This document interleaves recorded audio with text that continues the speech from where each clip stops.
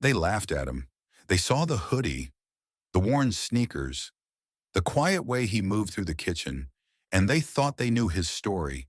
Just another invisible kid, another black boy nobody would miss when the night shift ended. But they were wrong. So wrong.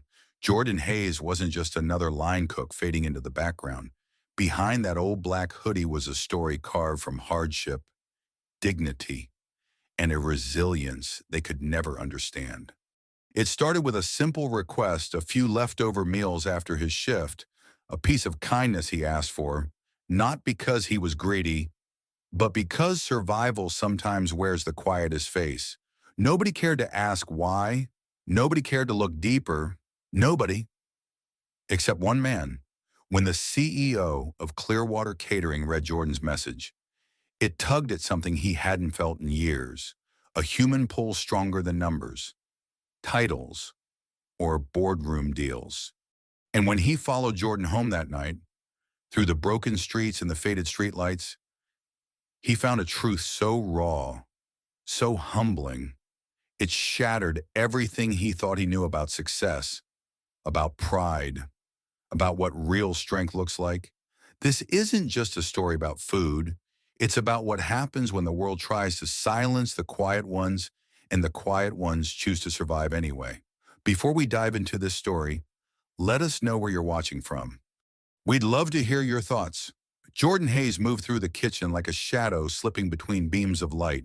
It was a Friday night, and Clearwater Catering's kitchen buzzed with noise and urgency. Stainless steel counters clanged. Orders rang out sharp and urgent. Fryers hissed and popped with oil. Voices rose, competing with the roar of the dishwashers. Chaos danced in every corner. And yet, through all of it, Jordan floated. Always the same black hoodie pulled up over his head, sleeves pushed past his elbows, hands working fast and sure, a machine of motion, a ghost in plain sight. Most people barely noticed him, and that was the way Jordan liked it. In a world built to overlook boys like him, invisibility was survival. He had learned that young, learned it the hard way. Stay quiet, stay small, stay moving. The others in the kitchen joked and shouted, bumping shoulders, laughing too loud. A tight pack. Jordan didn't belong to the pack. He moved on the edges, careful and deliberate, as if the world were a chessboard and he was always 3 moves from being knocked off. Sometimes the younger cooks made comments behind his back, little jabs, snickers about the worn sneakers, the thrift store backpack, the way he packed leftovers like they were gold. Betty feeds his whole block. One kid whispered once, loud enough for Jordan to hear. Jordan never flinched, never turned around. Silence was his armor, but silence doesn't mean blindness. Jordan heard everything. He simply chose to carry it quietly.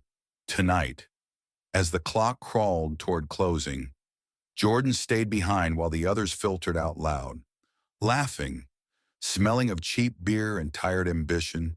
He wiped down the counters, checked the ovens, sorted the leftover meals into neat containers, not for himself, not really, but because when your grandmother's hands are too twisted by arthritis to cook, when your little brother dreams of college but goes to bed hungry, you learn that every scrap counts. Jordan stacked 2 brown paper bags carefully into his backpack, slinging it over his shoulder. He looked around the kitchen one last time, breathing in the heavy scent of grease and flour, the fading heat of the grills. It wasn't a bad job, but it was a hard job. And in places like this, being invisible meant being safe. He pulled his hoodie tighter around his head and stepped out into the night, across the parking lot, watching from the shadow of the executive office window. Matthew Callahan noticed. The CEO of Clearwater Catering wasn't the type to linger after hours. He was a man of clean spreadsheets, tidy reports, and polished boardrooms. Employees were numbers. Departments were profit centers. Feelings had no place in his world. But tonight something cracked through that cold veneer. A request, a single line in an email that refused to leave his mind. Would it be possible to take home any leftover meals after my shift? It wasn't phrased like a favor. It wasn't phrased like charity. It was humble, almost painfully so. Matthew had read thousands of emails in his career, most of them noisy complaints, demands, entitlement. But this was quiet. This was different. He leaned forward in his chair, frowning, and pulled up the employee file. Jordan Hayes, 22, no disciplinary actions, no absences, no incidents, and yet no emergency contact either, no family information on file, almost as if Jordan had made himself as invisible on paper as he was in real life. Matthew tapped his fingers against the desk, a frown carving deeper into his forehead. He wasn't a sentimental man. He didn't believe in fairy tales or rescue missions. But something about Jordan didn't sit right. Without even thinking about it, Matthew grabbed his coat and keys. Maybe it was curiosity. Maybe it was guilt. Maybe it was something even older and deeper, a piece of decency he hadn't felt in years. Whatever it was, it moved him out of the building, into the cold parking lot, where the night air smelled of rain and asphalt. From a distance, he spotted Jordan. The black hoodie blended into the shadows, but the slow, steady stride was unmistakable. Jordan moved with purpose, not fear, not desperation, just quiet determination. He didn't head toward a car. He headed toward the main road where the city buses still rattled through the night. Matthew slid into his sleek black sedan, but didn't turn the engine over yet. He watched as Jordan walked under the flickering streetlights, his figure small and steady against the vast, empty parking lot. Something tightened in Matthew's chest, a strange mix of shame and curiosity, and something dangerously close to admiration. He turned the key, the engine purred to life, and without thinking twice, Matthew followed. He needed to know, needed to see, because somehow, deep in his gut, he understood this black boy in the worn hoodie had a story, and the world needed to hear it. The road stretched long and lonely ahead, cracked and patched from too many years of being forgotten. Jordan walked with his head down, hands tucked deep into the pockets of his black hoodie. His backpack sagged heavily against his spine, the paper bags inside shifting with every step. Matthew followed at a careful distance, his black sedan rolling slow behind, far enough not to be seen, close enough not to lose him. He told himself this wasn't surveillance, it was curiosity, right? But as the minutes dragged on, as Jordan passed closed gas stations, broken streetlights, and shuttered storefronts, something heavy began pressing into Matthew's chest. This wasn't the part of town Clearwater executives talked about during their holiday galas. This was the part they pretended didn't exist. No manicured lawns, no shiny SUVs in driveways, no safe streets, just cracked sidewalks, sagging porches, and broken dreams nailed over windows. The bus finally came into view, a tired old machine groaning as it pulled up to the curb. Jordan climbed on, his figure swallowed by the dim interior lights. Matthew hesitated for a moment. He almost turned around, almost convinced himself this had gone far enough, but then he tightened his grip on the steering wheel and pulled out, tailing the bus through the thinning city streets. The bus meandered through neighborhoods Matthew had only ever seen from a safe distance or through tinted windows. Here, the world wore no makeup. Here, every boarded window and empty lot told a story, stories written in poverty, in survival, in the kind of resilience you couldn't fake or buy. Matthew's stomach twisted tighter with every mile. This wasn't the commute home he was used to, the one that ended in luxury apartments and overpriced cocktails. This was different, raw, unforgiving. After what felt like forever, the bus lurched to a stop at the edge of a rundown trailer park. Jordan stepped off, moving quickly down a cracked sidewalk lined with dented mailboxes and rusted fences. Matthew parked far down the block, killing his headlights. He watched as Jordan disappeared between two leaning streetlights, heading toward a row of battered trailers. It was colder here, or maybe it just felt that way. Matthew shoved his hands deep into his coat pockets and stepped out of his car, following on foot now, keeping his distance. He wasn't sure what he was expecting, but he knew, and it wasn't this. Jordan didn't walk towards some friend's house, didn't knock on a door looking for a couch to crash on. He walked up to a trailer small, dented, sagging on its foundation, and with careful hands, he juggled his backpack and the paper bags, unlocking the door. For a moment, the porch light flickered to life, casting a thin halo over the battered siding, and in that instant, Matthew saw, through the cracked blinds, a glimpse inside, a boy maybe 8 or 9 years old racing to the door with a wide, hungry grin, a little girl, younger, peeking shyly from behind a torn curtain, and an elderly woman, frail and hunched, struggling to rise from an old recliner. Jordan smiled as he entered, dropping his backpack by the door and handing the brown paper bags to the boy with a ruffle of his hair. The boy clutched the bags like treasure. Sprinting toward the tiny kitchenette, the little girl bounced after him, her bare feet light on the creaky floors. The old woman called something out, a soft, tired laugh, and Jordan just stood there for a second, head bowed, breathing in the warmth of home. Breathing out the weight he had carried all day, Matthew felt something deep in his gut crack wide open. This wasn't just about a boy asking for leftovers. This was about survival, about pride wrapped in silence, and about love carried in brown paper bags through the cold. He stepped back, shaken. The night air felt sharper now, slicing through the expensive fabric of his coat. Jordan had never asked for charity, never once complained.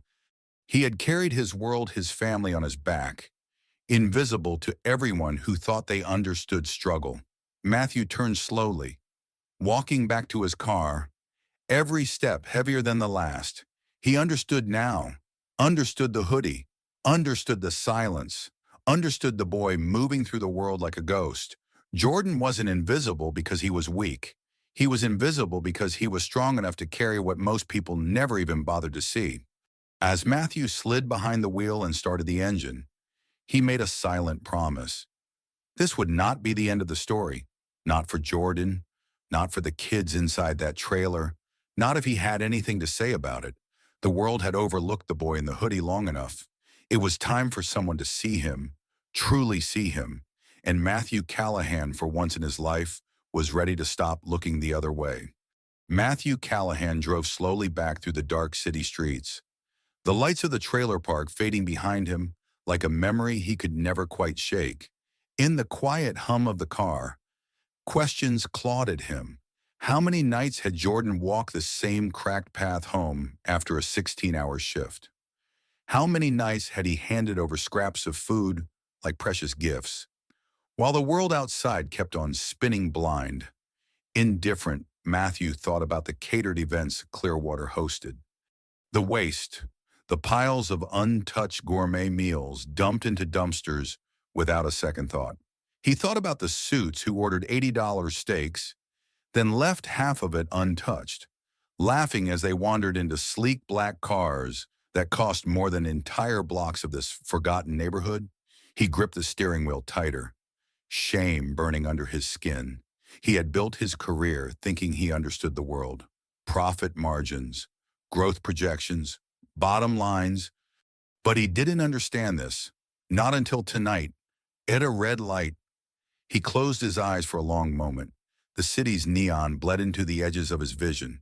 Jordan's face flashed behind his eyelids. That steady, quiet gaze. That black hoodie, pulled tight against the cold. That strength, not loud. Not flashy, but carved deep and permanent like a mountain. Matthew realized something in that moment.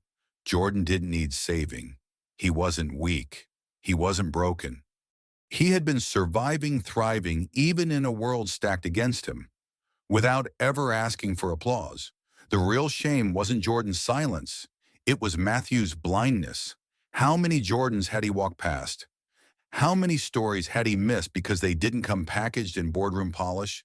The light turned green. Matthew pressed the gas gently, the car gliding forward as if carrying more weight than before. Tomorrow. Everything had to change. Not out of pity, not out of guilt, but out of respect, out of recognition. Because the boy in the hoodie didn't need another charity case. He needed a world that finally saw him for who he was, a fighter, a provider, a survivor. When Matthew pulled into his gated community half an hour later, the difference between his world and Jordan's was unbearable. Landscaped lawns, security cameras, silence broken only by the soft whir of sprinklers misting perfectly trimmed grass.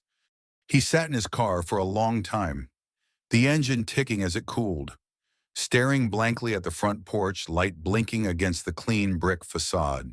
He thought about the two kids laughing over the paper bags, the old woman's tired smile.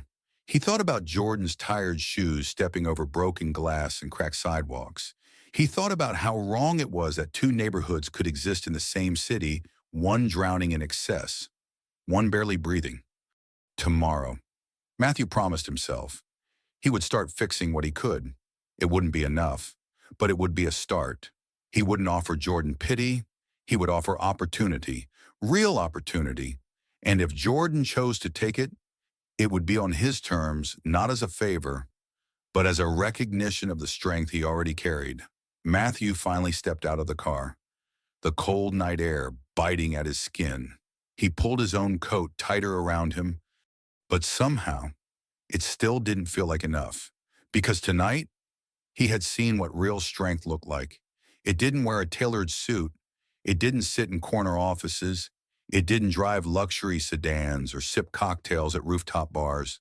It walked down broken streets, carrying brown paper bags like treasures. It wore faded sneakers and a black hoodie pulled tight against the wind. It moved through the world invisible, not because it was weak, but because it was strong enough to carry burdens most people never even saw. Jordan Hayes didn't need saving. He was saving everyone around him, one silent sacrifice at a time. And tomorrow, Matthew would start building a company and maybe, one day, a world where boys like Jordan didn't have to hide behind a hoodie just to survive, where strength would be seen, where dignity would be honored, where stories like Jordan's wouldn't be whispered in the shadows but spoken aloud. With pride, Matthew climbed the steps to his front door, feeling the familiar click of the key in the lock. But as he stepped inside the warmth of his home, he knew he would never be able to close his eyes the same way again. Because once you see the truth, once you truly see it, you can't ever unsee it. And he had seen Jordan Hayes, not the hoodie, not the silence, the story. The boy who carried a world on his shoulders and never asked for anything in return. Tomorrow, the story would begin. And for the first time in a long time, Matthew Callahan was ready to listen. The morning after was supposed to be just another shift. Same kitchen, same noise, same long hours with little thanks. Jordan Hayes clocked in early, like he always did. Black hoodie pulled tight, backpack slung low, shoes scuffing the linoleum floors worn thin by 1,000 tired feet. Nothing about him had changed, but everything had. Not that the others noticed, not at first. To them, Jordan was still just background noise, still the guy who kept his head down, who didn't challenge, who didn't push back, the one easy to overlook. And predators always notice easy targets. It started with Derek. Derek wasn't new to Clearwater's kitchen. He had been working the grill station for 2 years. A guy with too much swagger and not enough talent. He covered his insecurity the way bullies always do, loud, arrogant, and quick to sniff out anyone who seemed weaker. Jordan made him uncomfortable, not because Jordan fought back, but because Jordan didn't. That silence. It was like holding a mirror up to Derek's weakness. and weak men hate mirrors. It began small. Derek started bumping into Jordan accidentally during prep. Shoulder checks, low muttered comments. Move it. Ghost boy, you gonna sleepwalk through the shift again? Jordan said nothing, just kept his hands moving, slicing onions, stacking trays, stirring sauces, the steady rhythm of survival. But Derek wasn't satisfied with silence. Silence, to a man like him, was a challenge. And when men like Derek feel challenged, they strike harder. By noon, the whispers had started. Heard Jordan lives in a trailer, probably stealing food from the kitchen. Bet that's why he's always so quick to pack up leftovers. The words slithered through the kitchen like smoke. Nobody said them to Jordan's face. Cowards never do. But they said them loud enough for him to hear, and that was the point. Jordan kept his hoodie up, head bowed, heart steady. It wasn't the first time. It wouldn't be the last. In places like this, silence wasn't weakness. It was armor. Still, something in the air was shifting. He could feel it. The glances held longer. The laughter edged sharper. The space around him grew smaller, tighter, more suffocating. And it wasn't just Derek anymore. Others joined in, the young line cooks trying to impress each other, the servers who thought it was funny, the dishwashers who just wanted to avoid being targets themselves. In a place like Clearwater's kitchen, power wasn't about who you were. It was about who you could make smaller. And today, they had chosen Jordan. He moved like a ghost through the growing storm, silent, steady, absorbing the blows with a kind of grace that only comes from living a life where you expect them. But even ghosts can feel the weight of 1,000 tiny cuts. At the end of the shift, as Jordan wiped down his station, Derek made his next move. A tray of leftover food chicken breasts, glazed with rosemary and lemon, sat cooling on the counter, waiting to be packed up for donation. Derek sauntered over, grabbed a piece with his bare hands, and took a loud, exaggerated bite. "Hey, Jordan," he said around a mouthful, voice thick with mockery. "You want me to save you the bones? Or are you planning to take the scraps home for your rats tonight?" Laughter erupted behind him, cruel, sharp, unkind. Jordan paused, just for a second. Then, slowly, deliberately, he finished wiping down the counter, folded the rag neatly, and placed it in the sanitizing bin. No words. No reaction. Just silence. That silence, sharper than any shout, cut through the laughter like a blade. Derek's smile faltered. Just for a moment, he didn't understand it. He couldn't, because people like Derek only understood noise. They didn't know how to handle someone who refused to break, refused to beg, refused to play the game. Jordan picked up his backpack, slinging it over one shoulder. As he passed Derek, he didn't look up, didn't flinch, didn't acknowledge the man at all. And somehow, that burned worse than any comeback. Derek stood there, chewing slowly, the laughter around him fading awkwardly into the greasy, fluorescent-lit air. Jordan walked out of the kitchen, out into the heavy dusk, the broken world waiting beyond the parking lot. Another day survived, another battle fought in silence. The black hoodie, battered and worn, clung to his frame like a second skin. A reminder that in a world eager to strip him down, eager to erase him, eager to laugh him into dust, Jordan Hayes was still standing. And he wasn't done yet, not even close.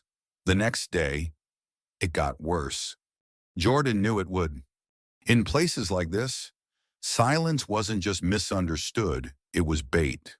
He arrived early again, hoodie up, shoulders squared against the invisible weight pressing down. The kitchen was quieter when he entered. Not silent, never silent, but different. A hum of whispers that stopped just a beat too late when he passed. He didn't need to hear the words to know they were about him. He could feel it in the air.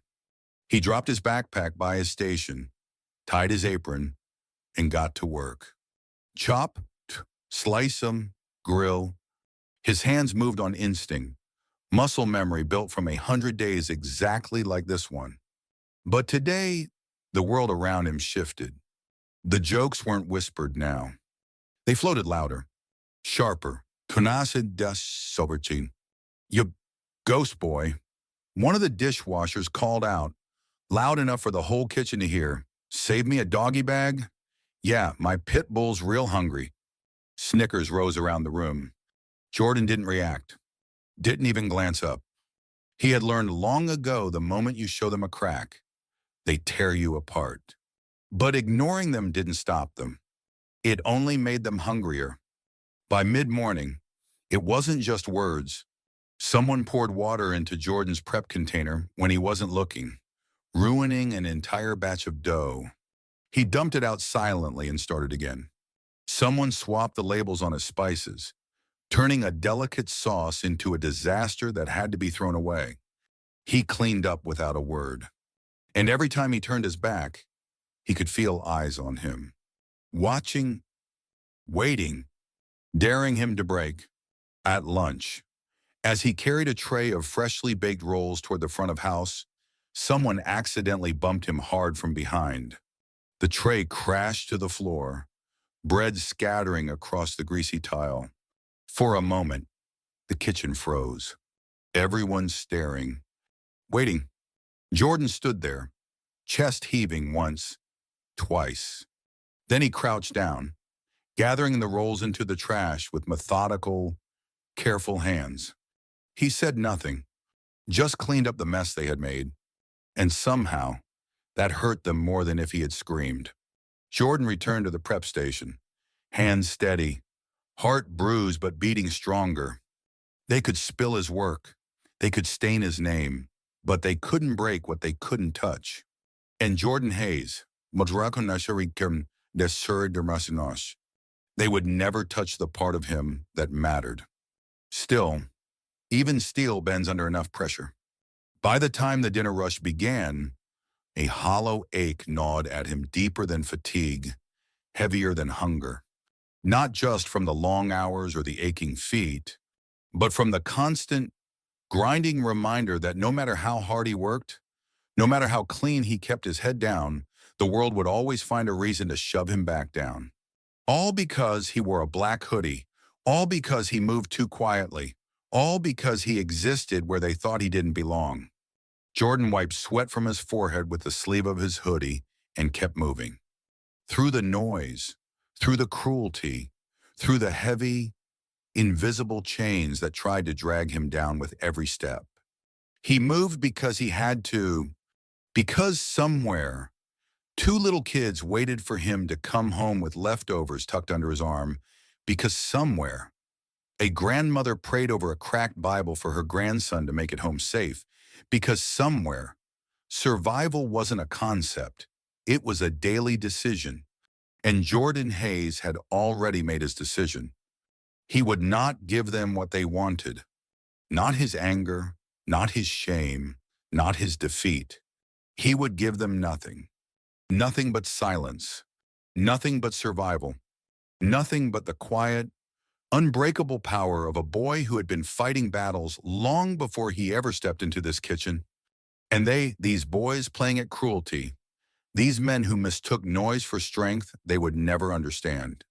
Because real strength doesn't shout. It endures. It survives. It walks home in a battered hoodie, carrying dignity like a shield. As the night wound down and the last order slipped out of the kitchen window, Jordan scrubbed down his station, wiped the grease from his arms, and packed his bag. Same routine, same motions.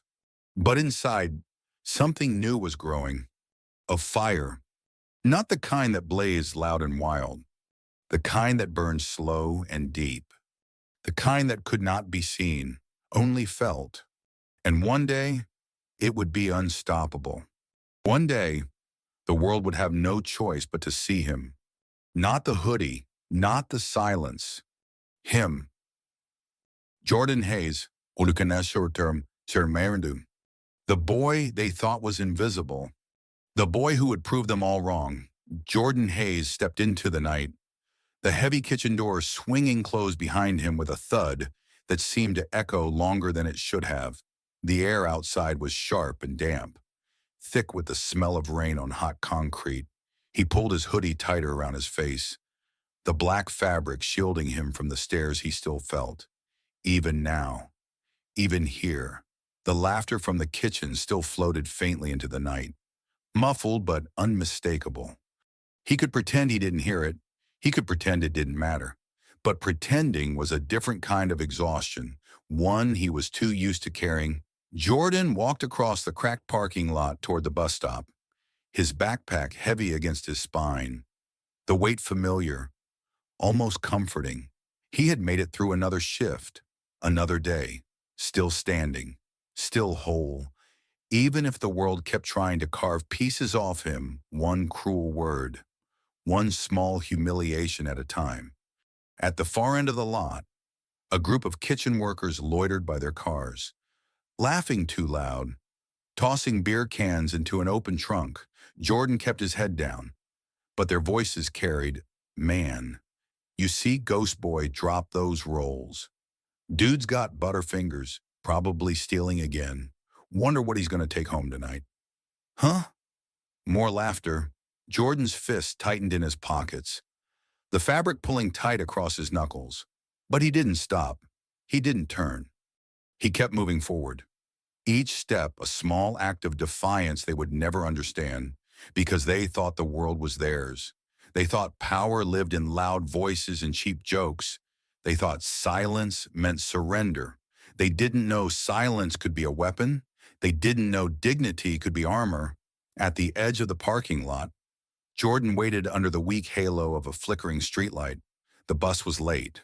It always was. A low rumble of thunder rolled across the sky, making the ground vibrate under his worn sneakers. He adjusted the strap of his backpack and stared down the empty street, willing the bus to appear, willing this night to end. Behind him, the laughter faded as engines roared to life and cars peeled out of the lot. Soon he was alone again, just another shadow under the dying light. He didn't notice the black sedan parked across the street, didn't see the figure watching from behind the tinted glass. Matthew Callahan gripped the steering wheel, his knuckles white, his jaw set tight. He had come back tonight, not because he didn't believe Jordan would survive, but because he needed to understand why the world made it so damn hard for him to. He watched as Jordan stood there, small but unbowed, shoulders squared against the cold and the dark, and the weight of a world that had been trying to erase him since the day he was born. Matthew had grown up believing hard work was enough, believing merit was real, believing the world rewarded those who kept their heads down and did their jobs. But what he saw now shredded that belief into useless pieces. Jordan was doing everything right, and still the world spit on him, still it kicked him down, still it mocked him for daring to survive. The bus finally creaked into view, headlights flickering over the cracked asphalt. Jordan climbed aboard without a glance back, the doors hissing closed behind him like a final exhale. Matthew sat there a long moment after the bus pulled away, staring at the empty street, at the empty sky, at the empty promises he had been raised to believe. Something deep inside him shifted that night, a promise, a conviction, clearer than any business deal he had ever made, more powerful than any boardroom speech he had ever given. He couldn't fix the world, not overnight, maybe not ever, but he could start with the world he controlled. Clearwater Catering, his kitchen, his rules. He couldn't change what Jordan had endured, but he could change what came next. He could build something better, something that saw boys like Jordan, something that honored them instead of erasing them. The next morning, before the sun even cracked the horizon, Matthew was sitting at his desk, a black coffee cooling untouched beside him. A blank notebook lay open in front of him. At the top of the first page, in clean, careful handwriting, he wrote 4 words, "No more invisible boys," and underneath that, in smaller letters starting with Jordan, because some fights you don't walk away from. Some fights choose you. And once they do, you don't get to pretend you didn't see, not if you have a soul worth keeping. Not if you want to live in a world where the strongest boys, the real ones, the quiet ones, the ones who never ask for anything, finally get the respect they deserve. Jordan Hayes had survived the first strike, but the story, the real story, was just beginning. The cafeteria at Clearwater wasn't just a place to eat. It was a stage, a proving ground where reputations were made or destroyed between bites of reheated pasta and cold sandwiches. Jordan Hayes knew that. He had learned it the hard way, and yet today, he had no choice but to walk straight into the center of it, tray in hand, hoodie up, backpack slung low. He moved through the buzzing crowd like a shadow slipping between spotlights. Conversations dipped as he passed. Eyes followed him, some with curiosity, some with cruelty, most with indifference.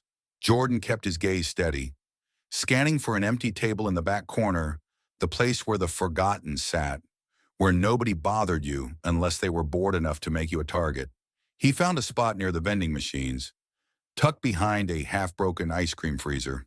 It wasn't much, but it was safe enough, or so he thought. Jordan slid into the seat, unpacked his modest lunch, a leftover grilled chicken sandwich wrapped neatly in foil, and started to eat, keeping his head low. But across the room, Derek watched. And today, Derek was bored. He leaned back in his chair, grinning, a cheap plastic fork dangling from his fingers like a weapon. Around him sat the usual pack, the ones who laughed loudest at other people's pain because they had nothing real of their own to protect. Derek's eyes narrowed as he nudged his friend Marcus with an elbow. "Yo!" he said, voice loud enough to carry, "Check it out. Ghost Boy's got a feast. Must have hit the food bank hard last night." Laughter erupted. Jordan froze for just a second, just long enough.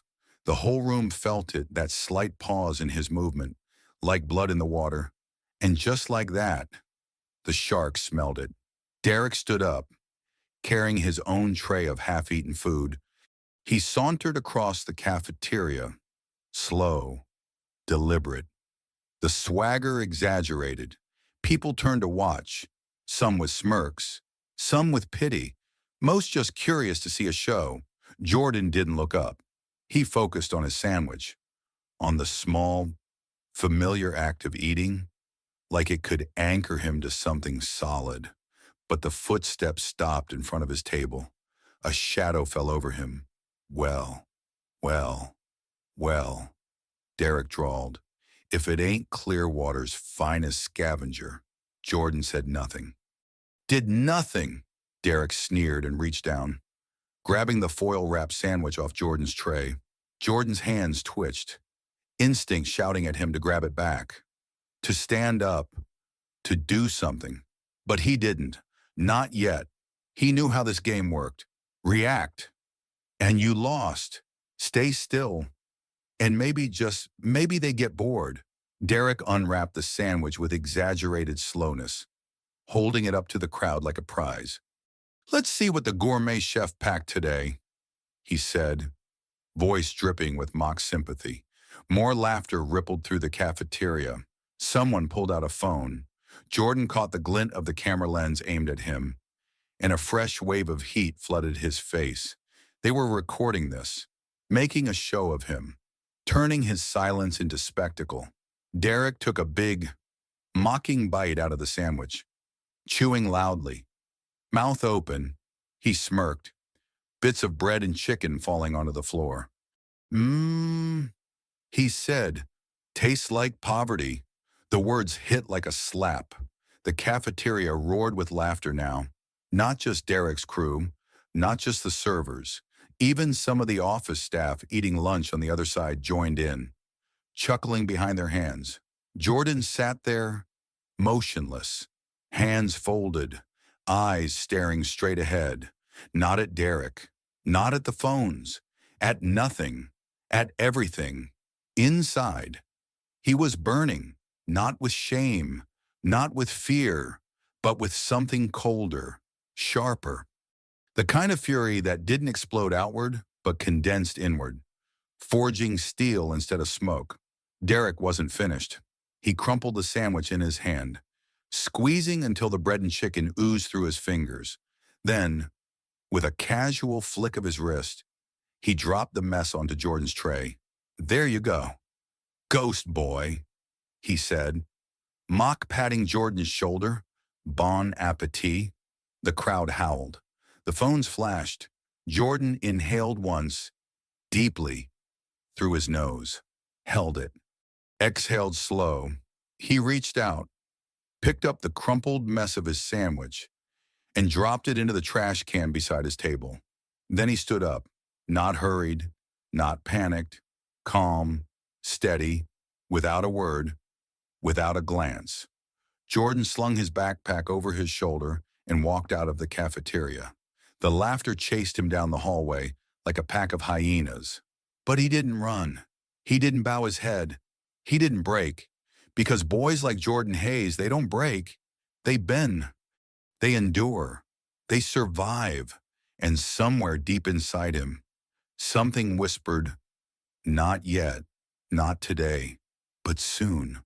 The hallway outside the cafeteria stretched long and empty, lit only by the humming fluorescent lights overhead. Jordan walked it slowly, one foot in front of the other, each step steady, measured, defiant.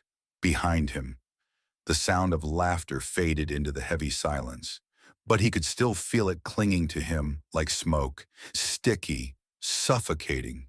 He didn't stop walking. Didn't let himself, because he knew if he stopped, if he let himself feel it all, it might crush him, and he couldn't afford to be crushed.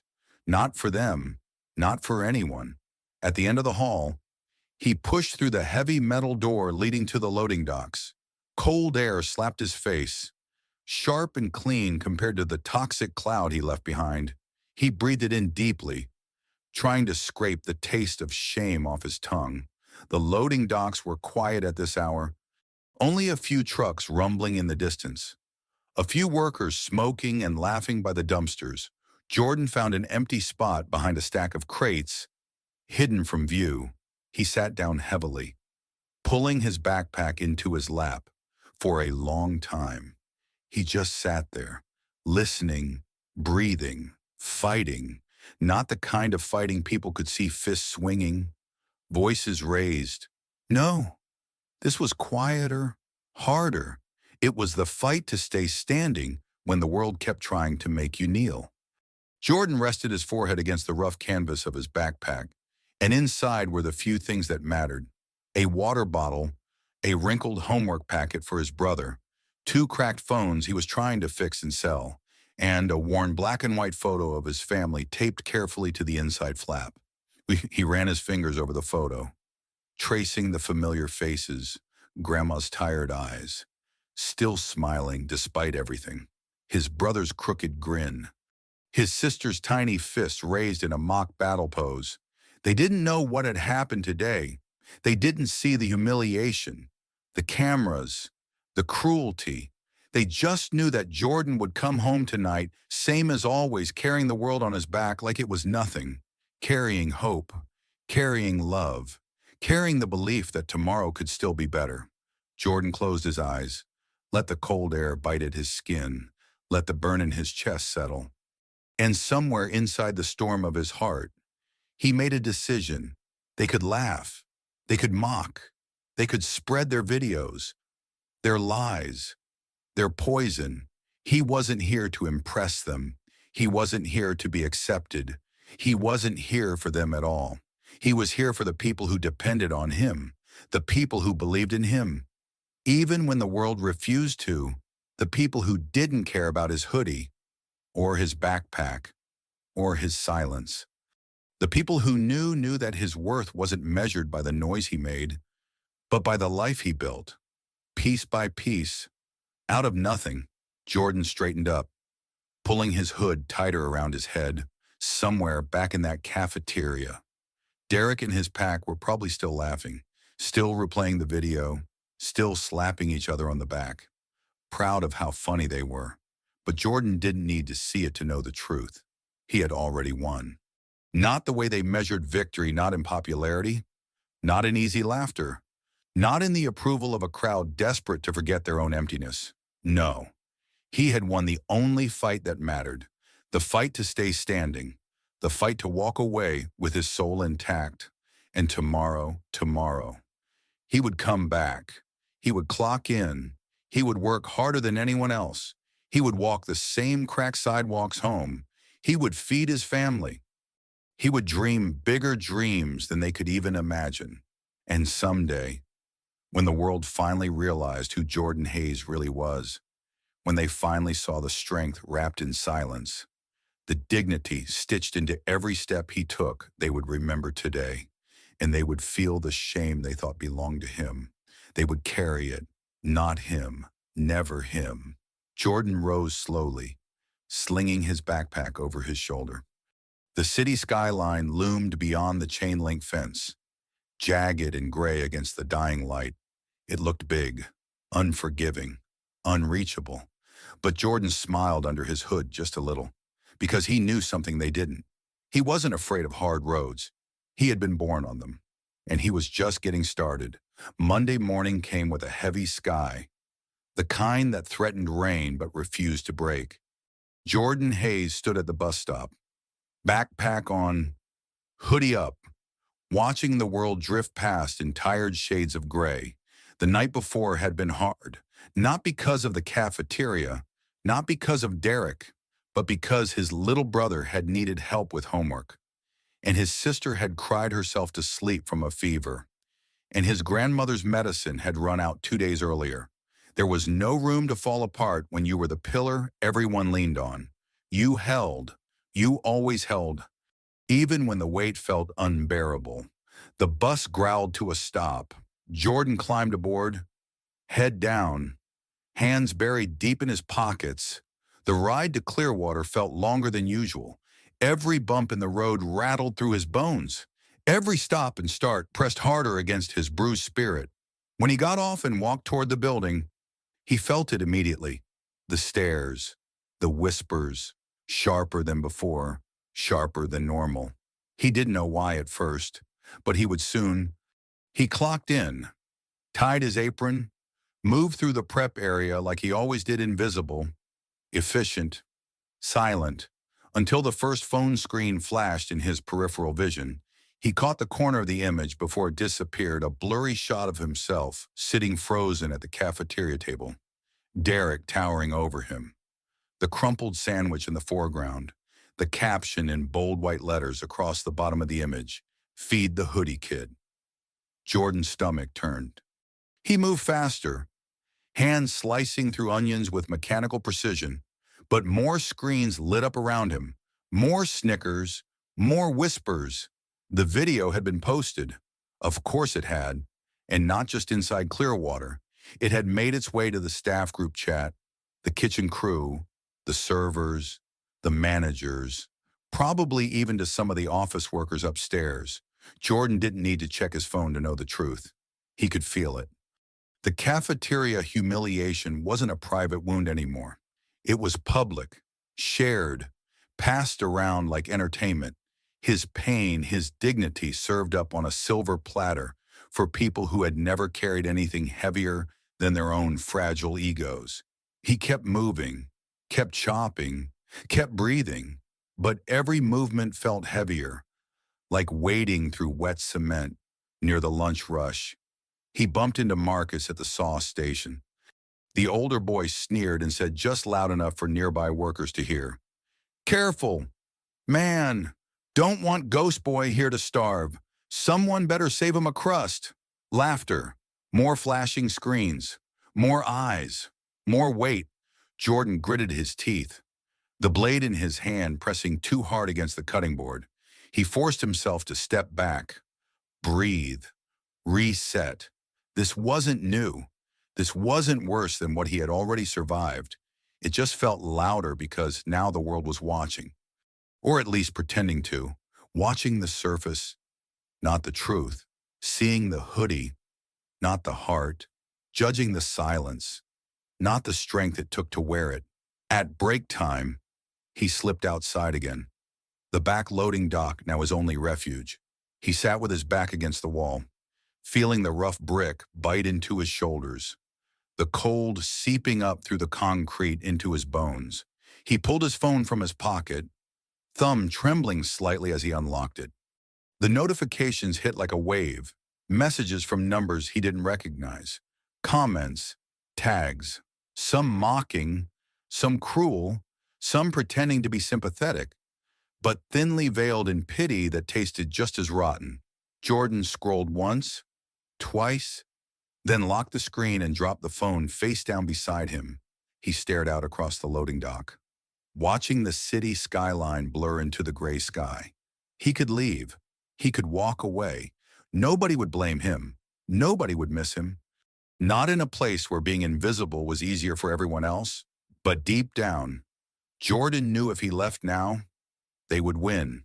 And worse than that, his brother, his sister, his grandmother, the people who looked up to him, without even knowing the battles he fought, they would feel it. They would feel something had cracked, something that was supposed to stay unbreakable. He couldn't let that happen.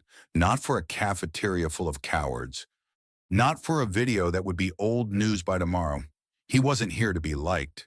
He wasn't here to be understood. He was here to endure, to outlast, to survive. Jordan pushed himself up from the ground, brushing dust off his hoodie. He picked up his phone, slid it into his pocket, and adjusted the straps of his backpack. Inside his chest, the storm settled into something stronger. Not rage, not sadness, something sharper, purpose. They could laugh today. They could laugh tomorrow. But Jordan Hayes would still be standing when the laughter faded. He would still be walking long after they forgot his name. Because boys like him, they weren't built to entertain. They were built to endure. And someday soon, they would know it. They would remember. They would regret. But Jordan would have already moved on. It didn't stop. It never does. The cafeteria video didn't die the way rumors usually do. It spread faster, wider, leaking out of Clearwater's walls into the greasy corners of social media where cruelty thrives best. What started as a few cruel jokes grew teeth. New versions of the video appeared, edited, mocked, remixed. Someone added cartoon sound effects, a clown horn blaring every time Jordan moved. Someone else looped Derek's words, "Feed the hoodie kid," over a trap beat, turning Jordan's humiliation into a joke track blasted over late-night Snapchats. By Tuesday morning, even the vendors delivering food to Clearwater were whispering. Even the janitors, the delivery drivers, the part-time barbacks people who didn't even know Jordan's name knew the joke. It was everywhere. And it wasn't just jokes anymore. It was something meaner, darker. That morning, Jordan stepped into the kitchen to find a brown paper bag sitting on his prep table. At first, he thought it was just trash until he opened it. Inside were scraps of food, wilted lettuce, bruised apples, broken sandwich crusts thrown together like garbage. On top, a single note, written in black Sharpie for Ghost Boy. "Don't say we never fed you." Jordan stared at it for a long moment, something twisting low and hard in his stomach. He didn't touch the bag, didn't move. Around him, the kitchen buzzed with forced innocence, everyone pretending to be too busy to notice, too distracted to have seen who left it. Cowards! He picked up the bag carefully, carried it to the trash, and dropped it in without a word. Same as always. No reaction, no cracks. But inside, something was shifting. Not anger, not yet. Something colder, something that felt like standing on the edge of a cliff, staring into the space where the ground should be. The line had been crossed. They weren't just laughing at him anymore. They were trying to erase him, trying to grind him down until he either broke or disappeared. And Jordan Hayes wasn't about to disappear. Not now. Not ever. The next strike came at lunch. Jordan found a seat in the corner again, head down, eating his meal slowly, quietly. The cafeteria was louder than usual. A steady hum of laughter and chatter, just a little too forced, a little too pointed. He didn't realize something was wrong until he caught the flicker of a phone screen just over the shoulder of the kid sitting across from him. The screen showed a photo of Jordan, or rather, a photo edited to humiliate him. His hoodie had been digitally altered to look tattered and stained, exaggerated until it looked like a costume. Over his head floated a fake thought bubble. "Please, sir, may I have some more?" The caption underneath read, "Clearwater's new charity mascot." The blood drained from Jordan's face. He sat frozen, sandwich halfway to his mouth. The kid noticed him looking, grinned, turned the phone so Jordan could see it better. "Hey, man," he said with a mock-friendly tone. "You're famous." More laughter, more phones flashing, more humiliation bleeding into every corner of the room. Jordan put his sandwich down carefully, every muscle in his body trembling with restraint. He stood up, slung his backpack over his shoulder, and walked out. Not fast, not hurried, but steady, unbreakable, at least on the outside.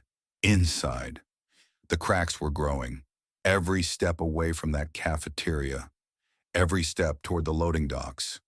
The fury built higher, hotter. He didn't deserve this.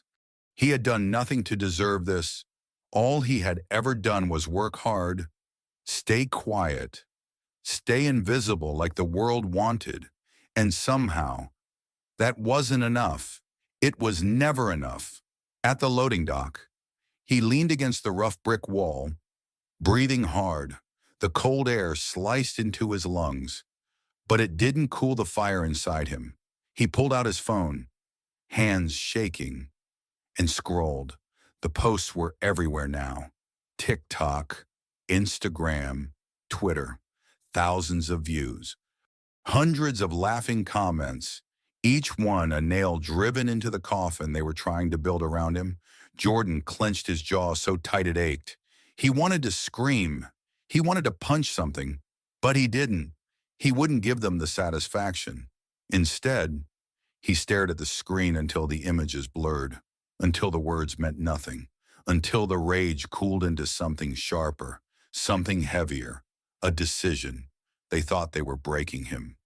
But all they were doing was waking something they didn't understand, something that didn't bend, something that didn't break, something that didn't need their permission to rise. Jordan locked his phone, shoved it deep into his pocket, and straightened up. This wasn't over, not by a long shot, and the next move, it wouldn't be theirs. It would be his. By Wednesday morning, Jordan Hayes had become a symbol, not the kind you choose, the kind the world paints over you without asking. The cafeteria jokes weren't jokes anymore. They were currency. People earned laughs by adding new layers to the story, new edits, new captions, new ways to turn a boy in a black hoodie into a punchline. Everywhere Jordan went inside Clearwater, it followed him like a second skin. In the kitchen, in the halls, even in the break room, he was no longer a person. He was a meme, a walking, breathing target. And the worst part, it wasn't just the kitchen staff anymore. It had spread. Office workers, delivery drivers, clients who caught wind of the funny video circulating quietly through group chats. Jordan could feel it in every sideways glance, every stifled chuckle behind cupped hands. It wasn't anger fueling them. It was entertainment, the slow, cruel joy people get when they find someone weaker than themselves to tear down, even when that weakness is only imagined, projected onto someone they never cared enough to understand. Jordan moved through it all like a ghost, silent, steady, but inside, something was breaking free, not crumbling, no, forging. Every humiliation, every cruel joke, every stolen glance was heat hammered against the iron of his will. And Jordan Hayes had been tempered by fire long before Clearwater Catering ever tried to melt him down. The next blow came when he least expected it. Mid-shift, Jordan was prepping a batch of fresh dinner rolls. hands moving in the familiar rhythm of kneading and shaping. The kitchen buzzed around him. The heavy smells of oil and spice thickened the air. Suddenly, Derek's voice cut through the noise, fake sweet, loud enough to catch everyone's attention. Yo, Jordan's special, delivery for you. Bro Jordan didn't look up, didn't stop moving. He knew better by now, but he heard the footsteps, heavy, purposeful, and then thud. Something hit his prep table. Hard. He glanced over. A box. An old donation bin battered. Stained. Half collapsed, the kind usually reserved for used clothes or food drives. Someone had scrawled across the side in big black letters, "Feed the hoodie" inside the box. Random trash, crushed soda cans, rotten fruit, moldy bread. And perched right on top a tattered old hoodie, so ripped and stained it barely held together. With a sign taped to it that said Jordan's new uniform, the kitchen exploded in laughter. Phones snapped pictures, a few filmed videos, pretending to be casual about it. Jordan stood there, hands frozen, heart pounding so hard he could feel it in his teeth. For one wild second, he almost picked up the box and hurled it across the room, almost screamed, almost gave them the explosion they so clearly wanted, but he didn't. He let the moment stretch, let the laughter swell and fade. Then, slowly, he pulled off his gloves, untied his apron, picked up the battered box with both hands, careful, deliberate, and he walked past the laughing faces, past Derek's smug grin, past the kitchen doors, out into the cold air of the loading docks. He carried the box to the dumpster and dropped it inside with a hollow thud. Then he stood there for a moment, staring at the dented metal walls, breathing, counting, 1, 2, 3. He turned and walked back inside, not because he had no pride, but because his pride was bigger than their hate, stronger than their noise, deeper than their cruelty. It wasn't about them. It had never been about them. It was about the two kids waiting at home, about the grandmother fighting to smile through pain, about the boy in the hoodie who refused, absolutely refused, to let the world tell him who he was. Jordan clocked out at the end of his shift without a word, walked past the clusters of snickering workers without flinching, walked through the heavy night air back to the bus stop. Every step carved deeper into the man he was becoming. Every step whispered the same promise. They will not break me. They will not define me. They will not win. By Thursday, the weight was unbearable. Not because Jordan Hayes was weak, but because even the strongest can only carry so much before the world demands too high a toll. It wasn't just the jokes anymore. It wasn't just the videos or the fake donation boxes or the whispers. It was the way everyone moved around him now, like he wasn't human, like he was something less, a shadow, a walking punchline in a black hoodie. And Jordan knew deep down that once they stopped seeing you as a person, anything became fair game. Anything. That afternoon, he was called to the manager's office. Ms. Patel sat stiffly behind her desk, a tight line of disapproval etched into her face. Jordan stood in front of her, hands buried in the pockets of his hoodie, trying not to show how tired he was, how brittle he felt. Mrs. Patel didn't waste time. We've received some complaints, she said, voice clipped. Concerns about appropriateness, about creating a negative environment. Jordan frowned. He didn't speak, waiting. We have video evidence, she continued, glancing down at a printout on her desk. Employees feeling uncomfortable. Accusations that you've been soliciting food from others. Harassing staff. Jordan blinked once, twice. The room tilted slightly around him. I didn't, he started. Voice rough from disuse. Ms. Patel raised a hand, cutting him off. I'm not interested in debating it, she said crisply. We have an image to maintain here. This is a professional establishment, not a charity. Jordan felt the words like a punch to the gut. Not a charity. She didn't say it outright, but she didn't have to. He was a problem now, an inconvenience, a stain they didn't want to deal with anymore. Ms. Patel slid a paper across the desk toward him, a formal warning, one more incident, and he'd be terminated. Jordan stared at the neat black letters spelling out his future in clean, corporate language. He didn't sign it, didn't touch it, didn't speak. He just nodded once, sharp and small, and turned to leave. The door clicked shut behind him with a sound that felt a lot like the end of something. That night, the storm finally broke. It started small. Jordan stepped off the bus near his neighborhood. Hoodie pulled tight against the cold drizzle, soaking the streets. His backpack was heavier tonight, packed with leftovers he managed to save. Knowing every scrap mattered back home, he didn't see the car at first, didn't hear it over the sound of rain hitting the pavement, until the headlights flared behind him. Too bright, too close. He turned, heart hammering. The car slowed beside him, a beat-up sedan he didn't recognize. The window rolled down, laughter floated out. Ugly and mean. "Hey, ghost boy," someone shouted from inside. "You forget your donation box." More laughter. Jordan turned back around, walking faster. He knew better than to engage, knew better than to give them anything. But the car followed, creeping alongside him as he hurried down the cracked sidewalk. Bottles clinked inside the car. Someone tossed something, a half-empty soda can. It hit the back of Jordan's legs, splattering sticky liquid down his jeans. He flinched but kept walking. Another bottle sailed past his shoulder, shattering against a mailbox. The taunts grew louder, meaner. "Bet your whole hood's proud of you. Huh, poster boy for begging." Jordan's hands tightened into fists inside his hoodie pockets. Every instinct screamed at him to run, to fight, to scream. But he didn't. He just kept walking. Each step a roar of resistance louder than anything they could throw at him. Finally, with a screech of tires, the car sped off, laughter fading into the rainy night.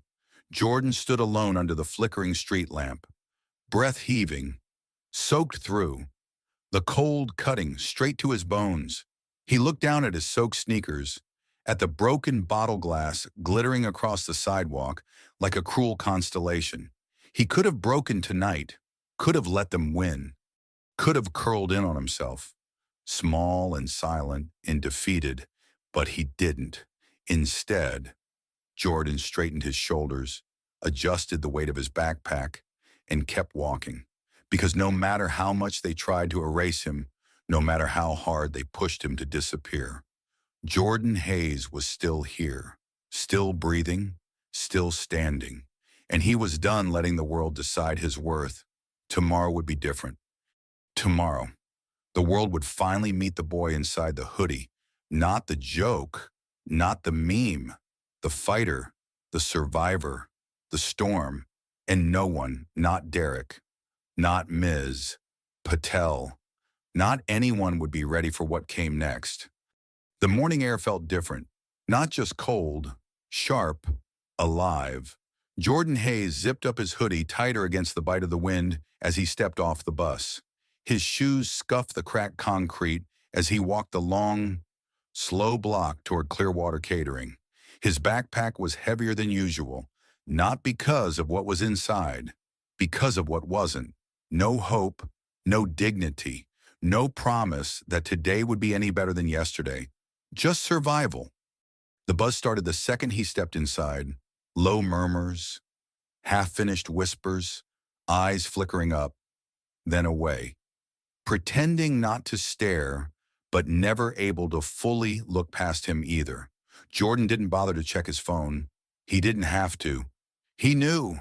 The videos, the jokes, the captions, the meme accounts picking him apart frame by frame. Clearwater's dirty little secret wasn't secret anymore. And everyone wanted to see if the boy in the hoodie would finally break.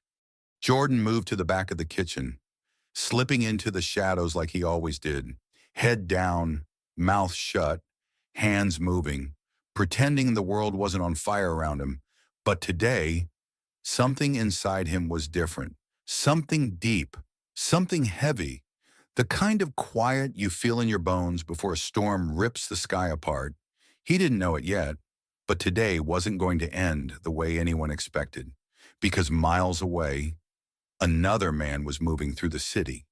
A man with the same walk, the same stillness, the same fire buried deep inside. Isaiah Hayes, Jordan's father, and the world was about to remember what happens when you push a quiet man too far. Isaiah Hayes didn't need a GPS to find Clearwater. He moved through the city streets like he had owned them once, and maybe, in some ways, he had. The neighborhoods had changed. Sure, fancier stores, more cameras, bigger gaps between the rich and the poor, but people hadn't changed.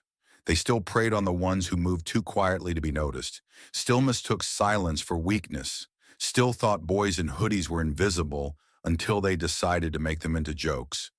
Isaiah's truck rumbled into the Clearwater lot just past noon. He sat for a moment, engine idling, watching the front doors. His hands rested on the steering wheel, steady and calloused. The hands of a man who had built his life from the ruins others left behind. He didn't come here to make threats. He didn't come here to scream or shout or throw punches. That wasn't his way. Isaiah Hayes came for one reason: to remind everyone in a language even cowards understood that some boys didn't stand alone. Some boys carried the weight of generations behind them. And today, Clearwater was going to learn that lesson the hard way.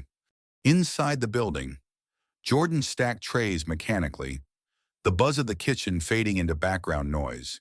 He didn't see the first heads turn, didn't hear the sudden hush fall across the room, not until the double doors swung wide open, not timid, not hesitant, but like they belonged to the man walking through them. The noise died instantly. Forks paused midair. Conversation stuttered to a halt. Phones lowered. All eyes locked onto the doorway. A figure filled it. Not tall enough to tower, not loud enough to announce himself, but big enough to stop a room with nothing more than presence. Broad shoulders under a thick black hoodie, boots that thudded once against the tile, then stilled. Eyes dark as the river at midnight. Isaiah Hayes, a living legend in neighborhoods that the city liked to forget.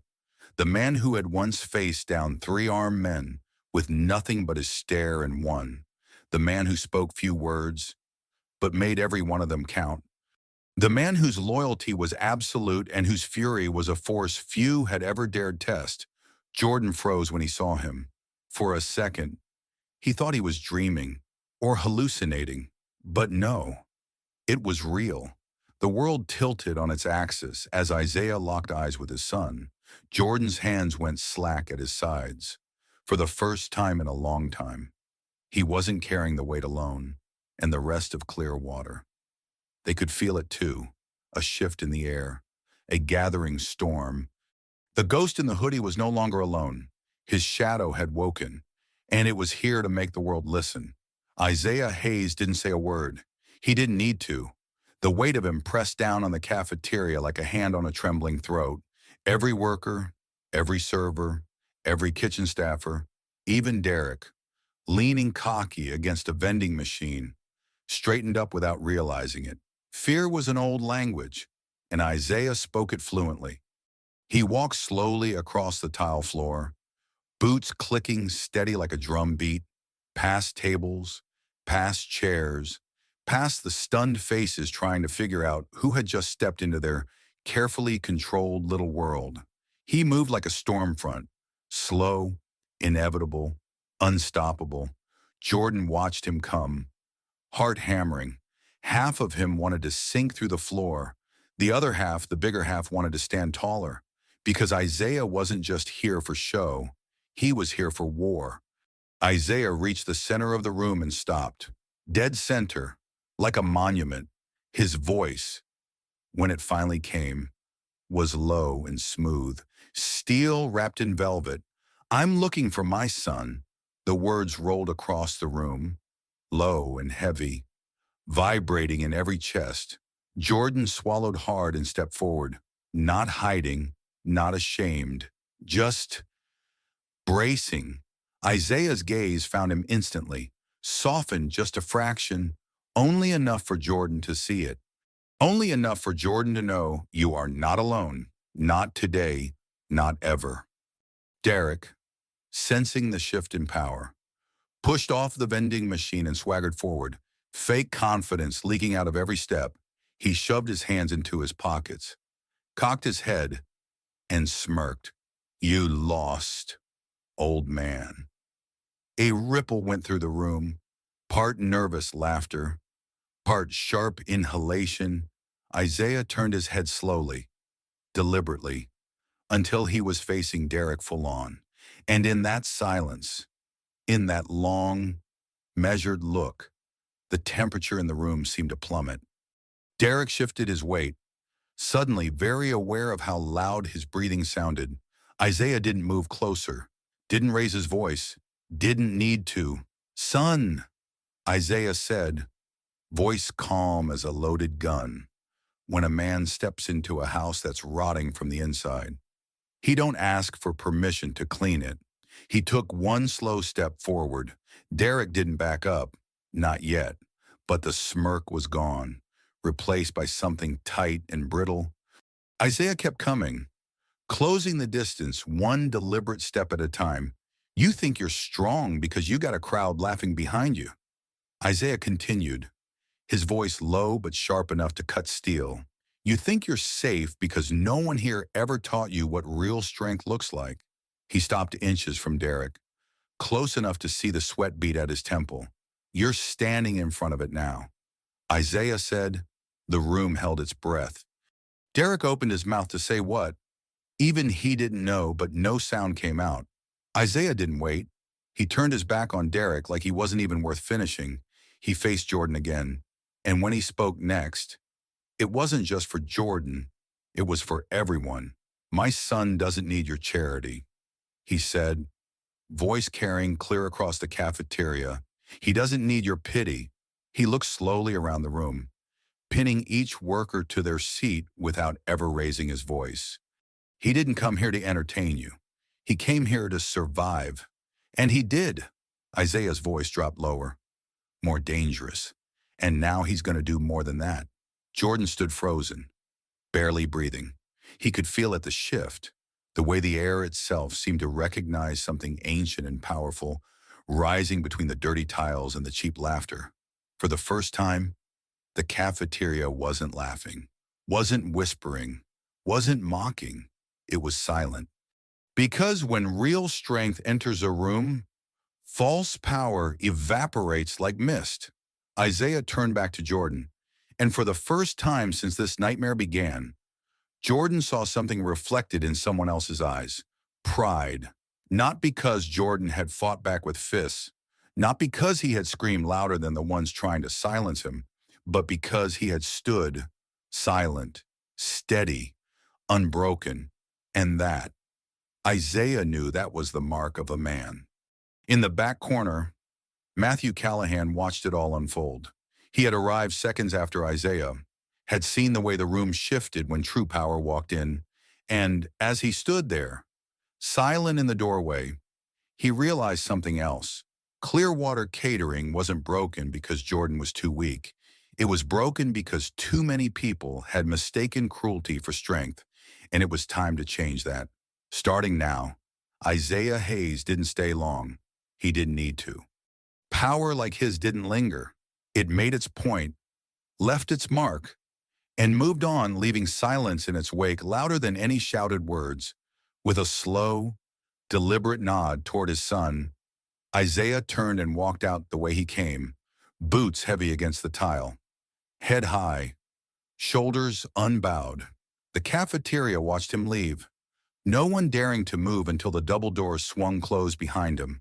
Only then did the noise start to bleed back in low murmurs, shifting chairs, embarrassed glances, but the spell wasn't fully broken. It lingered in the air, heavy and undeniable, a reminder that something real had just crossed through their lives, and none of them, not even the loudest, could pretend they hadn't felt it. Jordan stood there for a moment longer, heart hammering. He could feel eyes on him, different now, Not pity, not mockery, something else, something closer to fear, and under that, something closer to respect. He pulled his hoodie tighter, picked up his tray, and moved through the room without hurrying, without hiding. He wasn't a ghost today. He was solid, visible, undeniable. And for once, the people who had mocked him had nothing to say. No jokes, no whispers, just silence. Because deep down, they understood what had just happened. Jordan Hayes wasn't someone they could erase anymore. And whatever came next, he wasn't walking alone. Across the room, Derek fumed silently, his face twisted into something ugly, something scared. He shoved away from the vending machine, bumping past workers without apology, but the swagger was gone, deflated, hollow, because deep down, he knew, too, the rules had changed. The game was over, and he had lost. Not because Isaiah Hayes had threatened him, no, because Isaiah hadn't needed to. When real strength enters the room, the fake kind rots on contact. Derek slouched into the back hallway, cursing under his breath. But nobody followed him. Nobody laughed along. Nobody backed him up, because the tide had shifted. The room, the story, the power, all of it now flowed toward the boy in the hoodie, the one who had never shouted, never fought dirty, never begged for their approval. Jordan Hayes had won without lifting a finger, and Derek, he was just noise, finally fading into the background, exactly where he had tried to bury Jordan. Later that day, as the lunch rush wound down, Matthew Callahan made his move. He called a meeting impromptu, mandatory. The cafeteria workers, the kitchen staff, the office administrators, everyone standing in the break room, hands stuffed awkwardly into pockets, avoiding each other's eyes. Jordan leaned against the wall in the back, arms crossed over his chest, hoodie still up. Matthew stepped to the front. No microphone, no notes. He didn't need them. His voice was low but steady. There are moments, he began, when a company has to decide what it really is. A few heads lifted, a few backs straightened. Matthew let the silence hang for a beat before continuing. We failed, he said, blunt and clear. We failed to protect one of our own. We failed to uphold even basic decency. He scanned the room, making sure they saw him, heard him. We turned a blind eye to cruelty. We mistook bullying for humor. We let ourselves believe that staying silent made us innocent. No one moved. No one dared. Matthew's gaze found Jordan in the back, and we forgot the most important rule. He said, strength isn't about stepping on the quietest person in the room. Strength, he said, voice firm, is standing with them.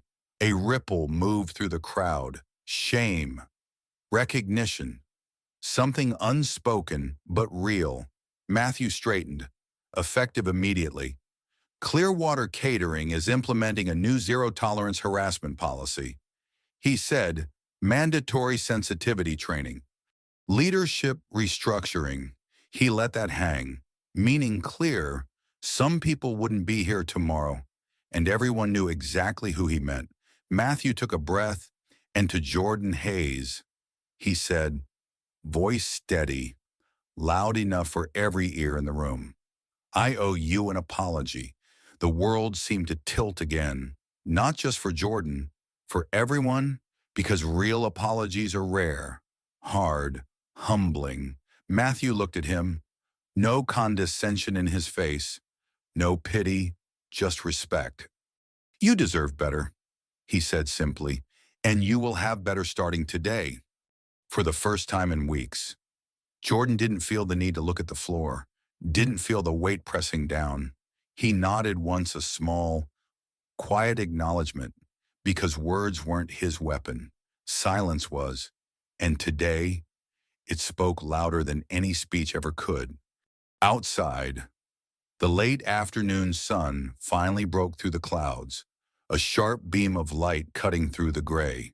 Jordan stepped out into it, the warmth soaking into his hoodie, his skin, his bones.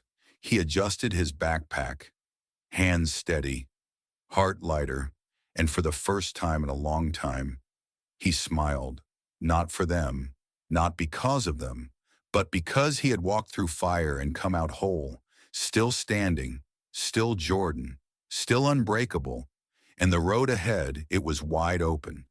Waiting. It didn't take long for the cracks to show. The very next morning, Clearwater Catering's internal channels lit up like a Christmas tree. Emails, phone calls, messages flooding HR's inbox, complaints that had been whispered for months, maybe years, suddenly found their voice. Workers who had kept their heads down now started talking about Derek, about others like him, about the culture that had let cruelty fester under the surface, hidden by fake smiles and just jokes. The tide had shifted, and when tides shift, the dirt comes up first. Derek thought he was safe at first. He swaggered into the kitchen like nothing had changed, still cracking jokes, still tossing insults like confetti, but the laughs didn't come as easily anymore. When he bumped into a dishwasher and muttered something under his breath, no one chuckled. When he made a crude comment about the new hostess, people looked away embarrassed, uncomfortable. The walls around him were crumbling, and he didn't even see it yet. Jordan did. Jordan saw it all. He moved through the kitchen with the same quiet grace. But now he wasn't a ghost. He was the still point everyone measured themselves against. He had become the storm they couldn't outrun. By lunch, word had spread. Matthew Callahan wasn't playing around. New policies were being enforced. Zero tolerance. It wasn't just a memo. It was real, and it had teeth. When Derek slung a dirty towel at Jordan's back during prep, thinking he could still get away with it, two workers stepped forward immediately. Witness statements. HR called him into the office within the hour.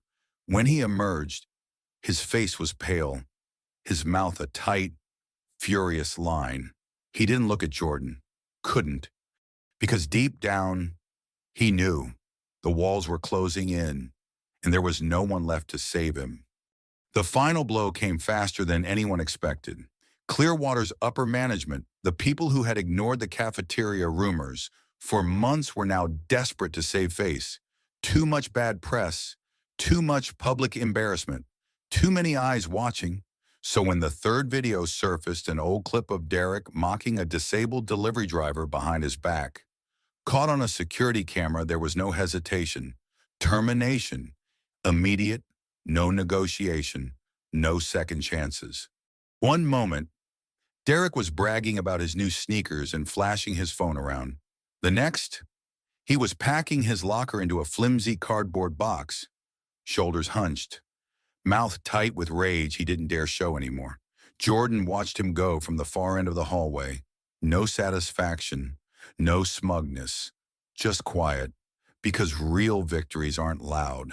They're steady, unshakable, earned in the dark when nobody's watching. Jordan didn't move, didn't speak.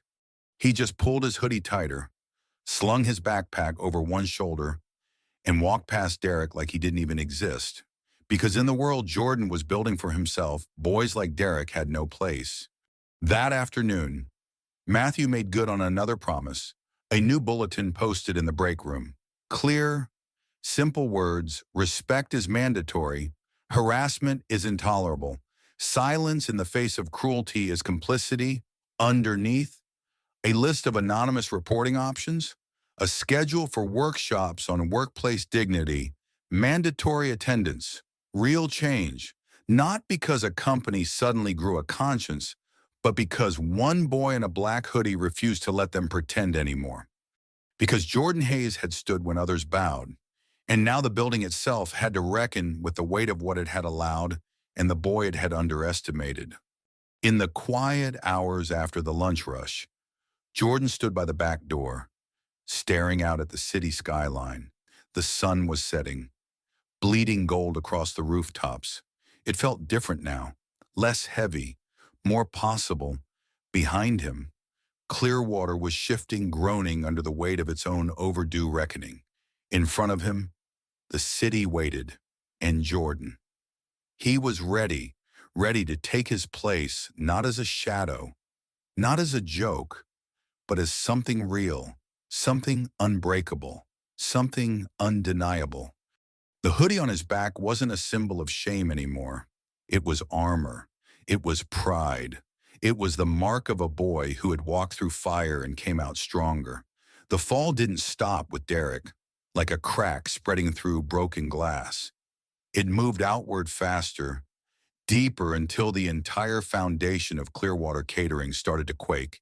The second to fall was Marcus. Marcus, who had spent months egging Derek on, laughing the loudest at the cruelest jokes, filming when others mocked Jordan instead of stopping it. When HR opened the anonymous tip lines, the stories poured in. Marcus had mocked kitchen workers for their accents, had accidentally dropped trays on people he didn't like, had spread rumors about a female server who refused to date him.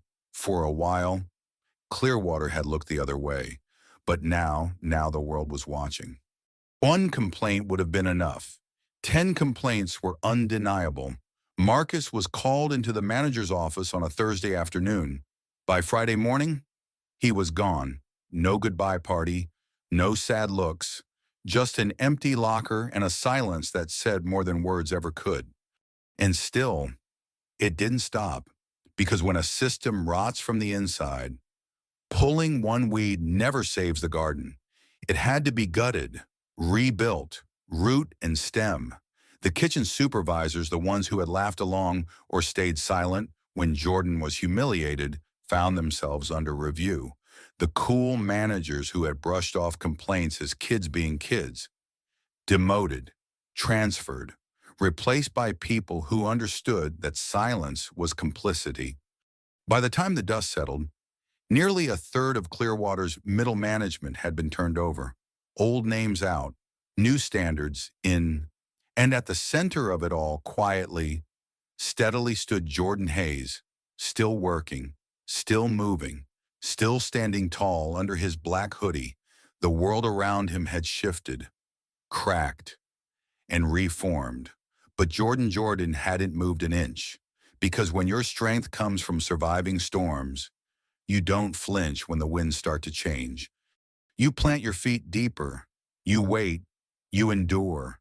And when the world finally catches up, you're still there, proof that survival isn't weakness. It's the purest kind of power. It wasn't just the people who changed. The building itself seemed different. The break room, once filled with whispered jokes and sideways stares, now felt careful, respectful.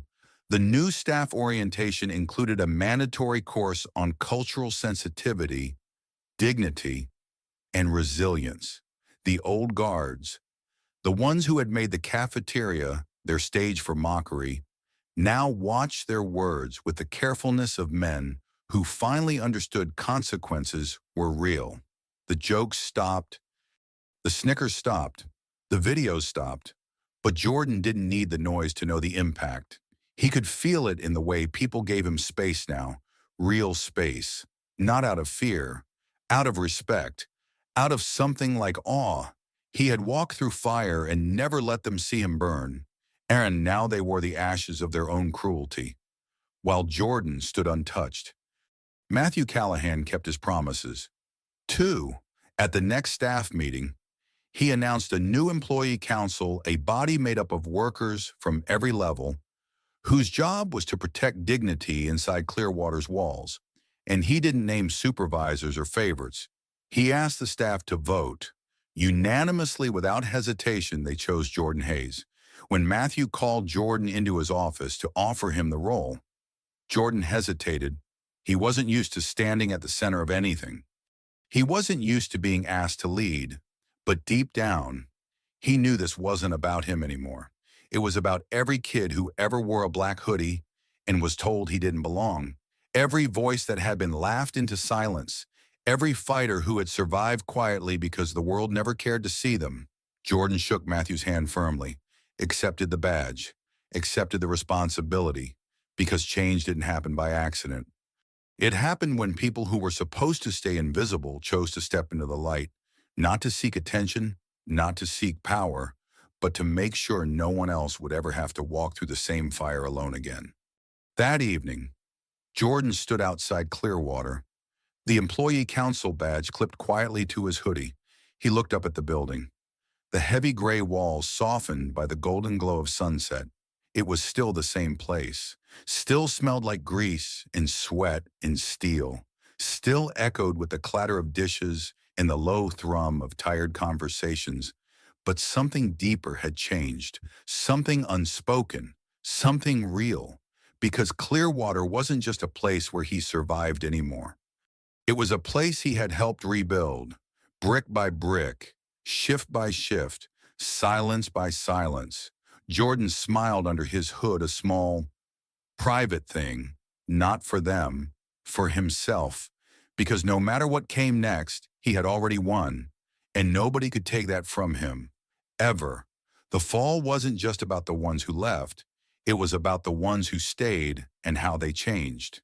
In the weeks that followed, Clearwater Catering felt like a different place, not perfect, not healed overnight, but different, real. There were still long shifts, still grease in the air, still tired feet on concrete floors, but there was also a quiet, stubborn kind of respect moving through the hallways now. People spoke softer, listened longer, laughed real laughter. Not the cruel kind at the end of a long shift when nobody had anything left to prove. It was the kind of change you didn't always notice right away. But if you were paying attention, if you had lived through the fire to see it, you could feel it settle into the bones of the place, like new mortar between old bricks. And Jordan Hayes. He became a part of that foundation, not with speeches, not with loud victories, but by showing up. Every day, early, prepared, steady. He wasn't invisible anymore, but he wasn't flashy either. He was what he had always been, something too strong to bend, too quiet to ignore, too real to be erased. And slowly, without asking for it, Jordan became something else. Too, a symbol, not of pity, not of survival, of pride, of endurance, of what happens when a boy in a black hoodie refuses to let the world define his worth. It didn't go unnoticed. A few weeks after Derek and Marcus were gone, Clearwater's corporate office sent a team to visit, not to reprimand, to observe. They wanted to understand how the lowest-ranking kitchen worker had managed to spark a culture shift the marketing department couldn't fake if they tried. They met Jordan in the break room, offered him a handshake, a thank you, a tentative offer. Would you be interested in a management track? Jordan thought about it long and hard. The old Jordan, the one who just wanted to stay invisible, might have said no, might have tucked his head back into his hoodie and kept his head down. But not this Jordan. This Jordan knew the cost of silence. This Jordan knew the price of letting others decide who belonged where. So he smiled, soft and sure, and said yes, not because he craved power, but because he understood something. Now, leadership wasn't about standing above others. It was about standing with them and making sure nobody got left behind. One evening, after a long double shift, Jordan sat alone at the bus stop. Same cracked pavement, same crooked street lamp buzzing overhead. But everything else felt different. He leaned back against the bench, watching the last rays of sunset streak the sky in bruised purples and golds. The hoodie hung loose around his shoulders, familiar and proud. He didn't need to hide inside it anymore. It was part of him, a battle flag stitched from every step he had taken to get here. And he had earned it. Every thread, every tear, every silent mile walked home. The bus growled into view, headlights slicing through the dusk. Jordan stood, slinging his backpack over his shoulder, his silhouette strong and steady against the dying light. As he boarded, he caught his reflection in the scratched glass door. For the first time in a long time, he didn't see a ghost. He didn't see a target. He didn't see a joke. He saw a fighter, a builder, A boy who had refused to bow, refused to break, refused to disappear. He saw himself, and that was enough. Back at Clearwater, the new hires came in waves, fresh faces, hopeful eyes. Some wore uniforms crisp with first-day nerves. Some wore second-hand shoes and old jackets, their smiles cautious. And when they looked for someone to follow, someone who understood what it meant to start at the bottom, to carry yourself through fire and still stand proud, they found Jordan. Not because he told them to, not because he demanded it, but because real leadership doesn't have to announce itself. It's felt, it's recognized, it's trusted. Jordan taught them without words, taught them with the way he moved, the way he listened, the way he never let the worst parts of this world decide who he was. He taught them that the hoodie wasn't something to be ashamed of. It was proof that they belonged, proof that they mattered, proof that survival wasn't the end of the story. It was just the beginning. And so Clearwater changed, shift by shift, brick by brick, because one boy refused to break, one boy refused to be erased, one boy stood silent in the storm, and when the storm passed, he was still standing, stronger, prouder, unbreakable. Strength isn't always loud. It isn't about fists pounding tables or voices shaking ceilings. Real strength, the kind that lasts, is built slow, built in silence, built when nobody's clapping, built when the only person who believes in you is you. Jordan Hayes understood that better than anyone. And now, so did Clearwater Catering. The changes didn't happen all at once. They came slow, like thawing ice after a brutal winter. At first, people were cautious, testing the air, waiting to see if the new world was real or just a trick. But day after day, shift after shift, Jordan's quiet presence stood like a lighthouse in the fog. He didn't tell anyone what to do. He didn't preach. He didn't point fingers. He just was, steady, respectful, unshakable, and little by little, the people around him shifted too. Workers who once kept their heads down now spoke up when they saw disrespect. Supervisors who once turned blind eyes now paid closer attention to the quiet ones in the room. Even the loudest, most cynical employees found themselves thinking twice before making a cruel joke or posting a sly meme, because Jordan had made it clear without rage, without shouting, that silence was no longer safety for bullies.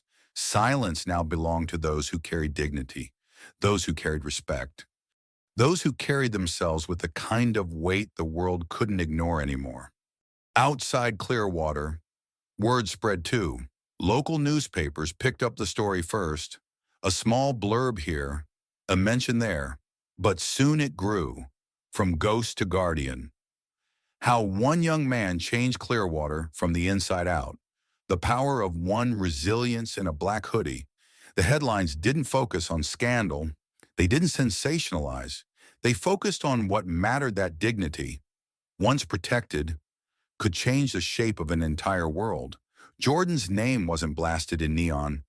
He wasn't turned into a celebrity, and he was grateful for that, because he hadn't fought to be famous. He had fought to be seen, to matter, to walk through a building, through a life without needing to apologize for existing. And now, at last, he could. One Friday afternoon, near the end of a long shift, Jordan found himself called into Matthew Callahan's office. He wasn't sure why. He wasn't the kind of guy who got called upstairs unless something was wrong. Still, he dusted off his hands, adjusted his hoodie, and made his way up. Matthew stood behind his desk when Jordan entered. Sleeves rolled up, tie loosened. He smiled, not the corporate kind of smile, but a real one. "Sit down." "Jordan?" he said. Jordan hesitated, then dropped into the chair across from him. For a moment, they just sat there, the silence stretching between them. Then Matthew pulled a small box from behind his desk and set it down. Inside was a plaque, simple, understated, heavy, It read Jordan Hayes, Silent Strength Award for changing Clearwater, not with noise, but with honor. Jordan stared at the smooth wood, at the heavy brass letters, at the truth carved into them. He didn't know what to say, didn't even know if there were words big enough to fit inside the moment. Matthew leaned forward, elbows on the desk. You didn't just survive here, he said quietly. You made this place better. He smiled again, smaller this time. And because of you, there's going to be a lot of other kids, a lot of other people who won't have to fight the same battles you did. Jordan's throat tightened. He swallowed hard because it wasn't just about him anymore. It never had been. It was about every quiet kid who ever got laughed out of the room. Every kid in a hoodie told he didn't belong. Every black boy expected to fade into the background just to survive. And now finally someone had carved a space where they could stand, where they could be. Jordan reached out slowly, lifting the plaque from the box with careful hands. It was heavier than it looked. It felt right, solid, real, just like everything he had built, everything he had become. Outside, the city rolled on. Trucks rumbled by. Car horns blared. Sirens wailed somewhere far away. But inside that little office, time stood still. A boy in a hoodie, a man in a wrinkled shirt, two survivors of different wars, recognizing something unbreakable in each other. Jordan rose, plaque in hand, and offered Matthew a quiet nod. Then he turned and walked out. No fanfare, no applause, just the quiet strength of a boy who had refused to disappear. And the world at long last was learning to walk in his footsteps. Jordan Hayes didn't change overnight, neither did Clearwater. Real change, the kind that matters, is slow. It digs in quietly, like roots under concrete, breaking the old foundation little by little until something new can grow. Jordan knew that. He had lived it. He had become it. And now, he was teaching it without even trying. The younger hires gravitated toward him first, the dishwashers just starting out, the prep cooks nervous about getting the orders right, the bus boys trying not to make waves. They didn't come to him with questions. They came with silence, standing nearby, watching how he moved, how he carried himself. They watched the way Jordan never rushed to fill silence with empty noise, the way he listened more than he spoke, the way he made everyone around him stand a little taller without demanding it. Somewhere along the way, Jordan became the heartbeat of the kitchen, not its loudest part, its strongest. When tension flared during busy nights, people looked to him without even realizing it. When deliveries got delayed or orders stacked too high, it was Jordan's steady hands and steady eyes that kept people from spiraling. He didn't solve every problem. He wasn't perfect, but he anchored the space around him. And in a world that too often tried to spin people apart, that mattered more than anyone could say. One rainy night, a young dishwasher named Luis found himself overwhelmed. Orders were backed up, dishes stacked like mountains. His hands shook as he tried to keep up, soap and grease turning everything slippery. Someone shouted at him from across the kitchen, a sharp, angry bark. Luis flinched, head ducking instinctively, shame burning hot in his chest. That's when Jordan appeared. No shouting, no lectures, just a simple, steady presence. He picked up a rag, rolled up his sleeves, and started washing alongside him. No words, no drama, just action. Other workers saw, and one by one, they joined in. 15 minutes later, the dish station was cleared. Luis stood there, blinking, breathing hard. Jordan clapped him gently on the back. "You're good, man," he said simply. One dish at a time. Luis never forgot it. None of them did, because leadership doesn't always come with a title. Sometimes it shows up with rolled up sleeves and hands plunged into dirty water. Later that week, Jordan found a sticky note taped to his locker. It was simple, scrawled in messy handwriting. "Thanks for seeing me. Louis Jordan smiled, folding the note carefully and slipping it into his backpack. Small moments. That's how real change was built.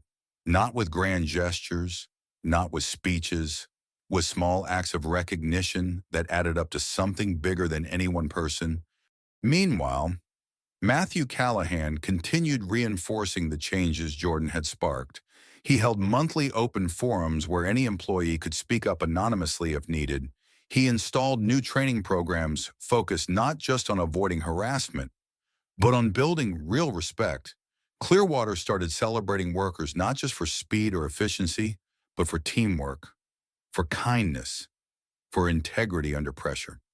And at every meeting, every memo, every shift change, the unspoken truth remained.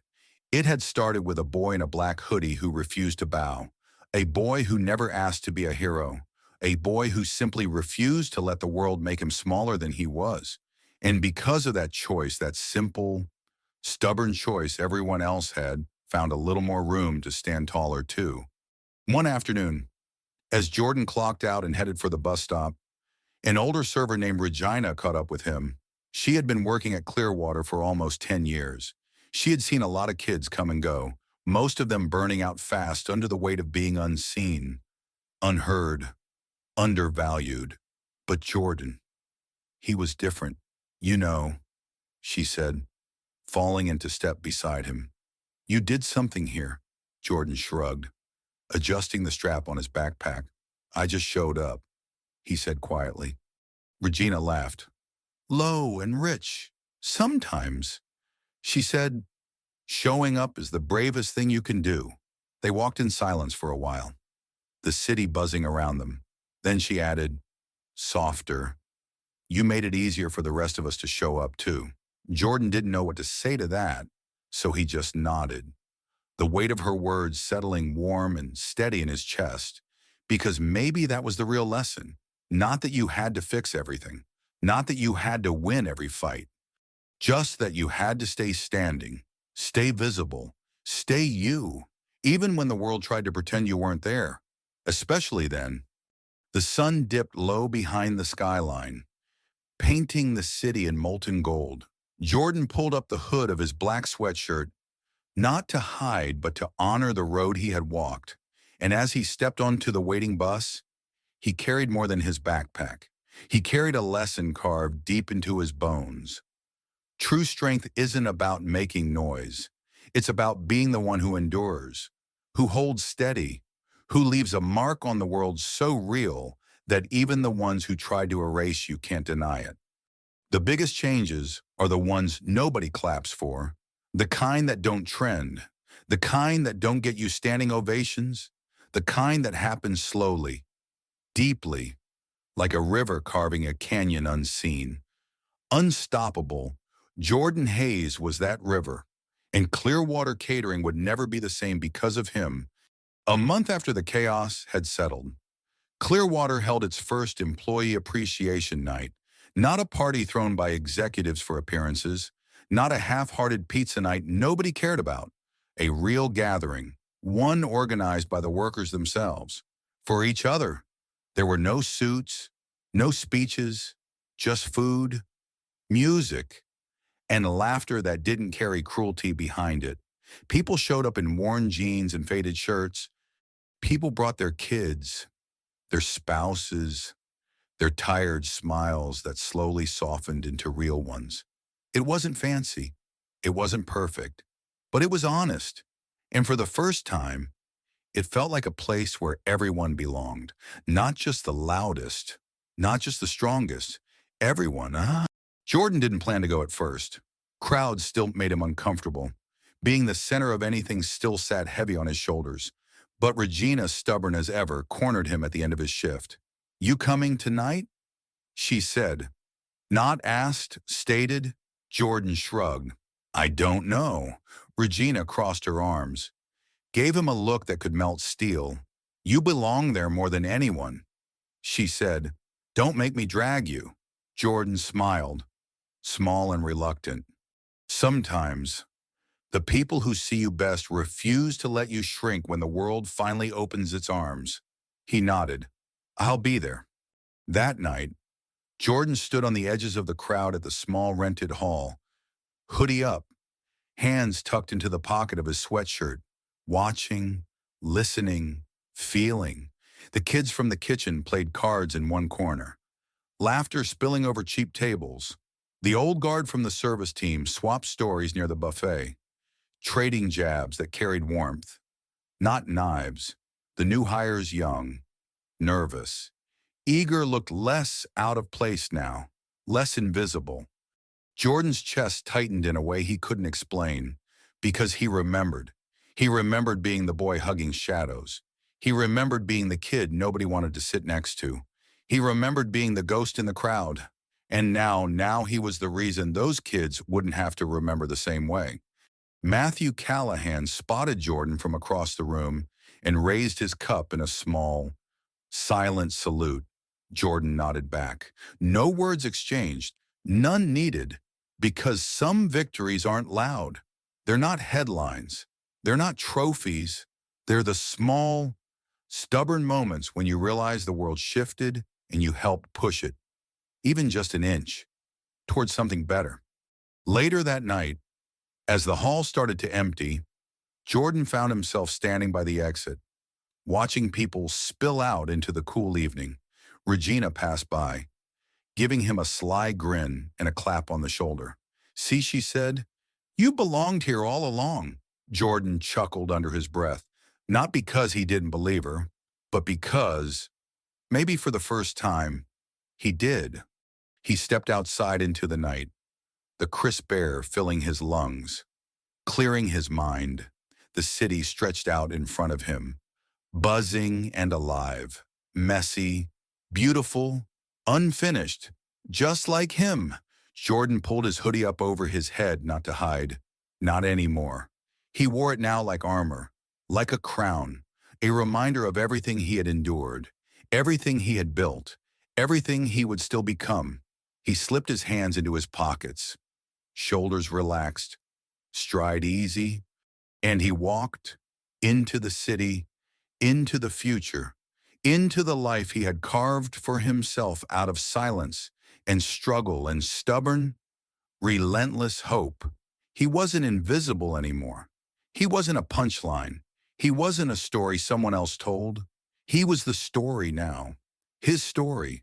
The black hoodie moved through the night, steady and proud, a silent force the world could no longer ignore. And somewhere, far behind him, the laughter he had once survived faded into memory, replaced by something stronger, something purer, something earned, respect, not given, claimed, by a boy who had never needed to shout to be heard. He had just needed to keep walking, and Jordan Hayes was just getting started. Morning light broke soft over the city, spilling across cracked sidewalks and dented mailboxes, across sleepy houses and busy streets. Jordan Hayes zipped up his black hoodie and stepped outside, the cool air wrapping around him like an old friend. He moved through the streets he had known his whole life, the ones that had tried to swallow him whole, the ones that had whispered, "You're nothing. You're invisible. Stay small. Stay silent." He moved through them like a storm wrapped in calm, like a boy who had learned that survival wasn't just getting through the day. It was building something inside yourself no one could tear down. Today was just another day, but it wasn't. Today was a beginning. Today was a statement. Today was a reminder. Jordan walked past the corner store where he used to count change in his pocket, wondering if he could afford a bottle of water and a bag of chips, past the bus stop where he had waited countless nights, soaked to the bone, carrying a backpack full of leftovers and a heart full of quiet dreams. Past the alley where kids used to shout insults he had learned to pretend didn't cut deep. They looked different now, smaller, quieter, not because Jordan had changed the streets, but because he had changed himself. And once you change inside, the world has to catch up or get out of the way. At Clearwater, things kept moving. The kitchen buzzed, the ovens roared, the knives flashed under steady hands. But under it all, a new rhythm pulsed low, steady, undeniable, a rhythm Jordan had set by standing firm when the ground crumbled under him. New workers wore their name tags with pride. Old workers greeted each other with respect instead of suspicion. Mistakes were met with patience, not mockery. Nobody was perfect, but they were trying, and trying was everything. Jordan didn't run the place. He didn't need to. He had already shaped it by showing what standing tall silently, steadily could do. And now his presence moved through the halls like a second heartbeat, steady, real, unbreakable. After his shift, Jordan packed up his things slowly, tying his apron into a tight knot and sliding it into his backpack. Regina waved to him from across the break room, a tired but genuine smile lighting her face. He nodded back. Outside, the world hummed. The sky stretched wide and blue overhead, a sharp contrast to the heavy clouds he used to walk under. Jordan stood on the sidewalk for a moment, breathing it in, not just the air, the life, the proof that he had survived, proof that he had built something no one could take away, proof that he didn't have to shout to win, he just had to keep moving. The bus rumbled into view, brakes hissing. Jordan stepped on board. Scanning the mostly empty seats, he slid into one near the back, pulling his hoodie up as the engine growled to life again. Through the window, the city blurred past brick walls and chain-link fences, painted murals and boarded-up storefronts, all the places that had once tried to tell him he wasn't enough, all the places he had walked through anyway, all the places that had tried to erase him and failed. Because the hoodie didn't hide him, it revealed him. It told the real story. The story of a boy who refused to disappear. The story of a boy who turned silence into strength. The story of a boy who became a man without ever needing to be louder than his dignity. As the bus rolled on, Jordan leaned his head back against the cool window. A small, private smile touched his lips, because he knew something most people never figure out. Winning doesn't always look like trophies. It doesn't always sound like cheers. Sometimes it's quieter, deeper.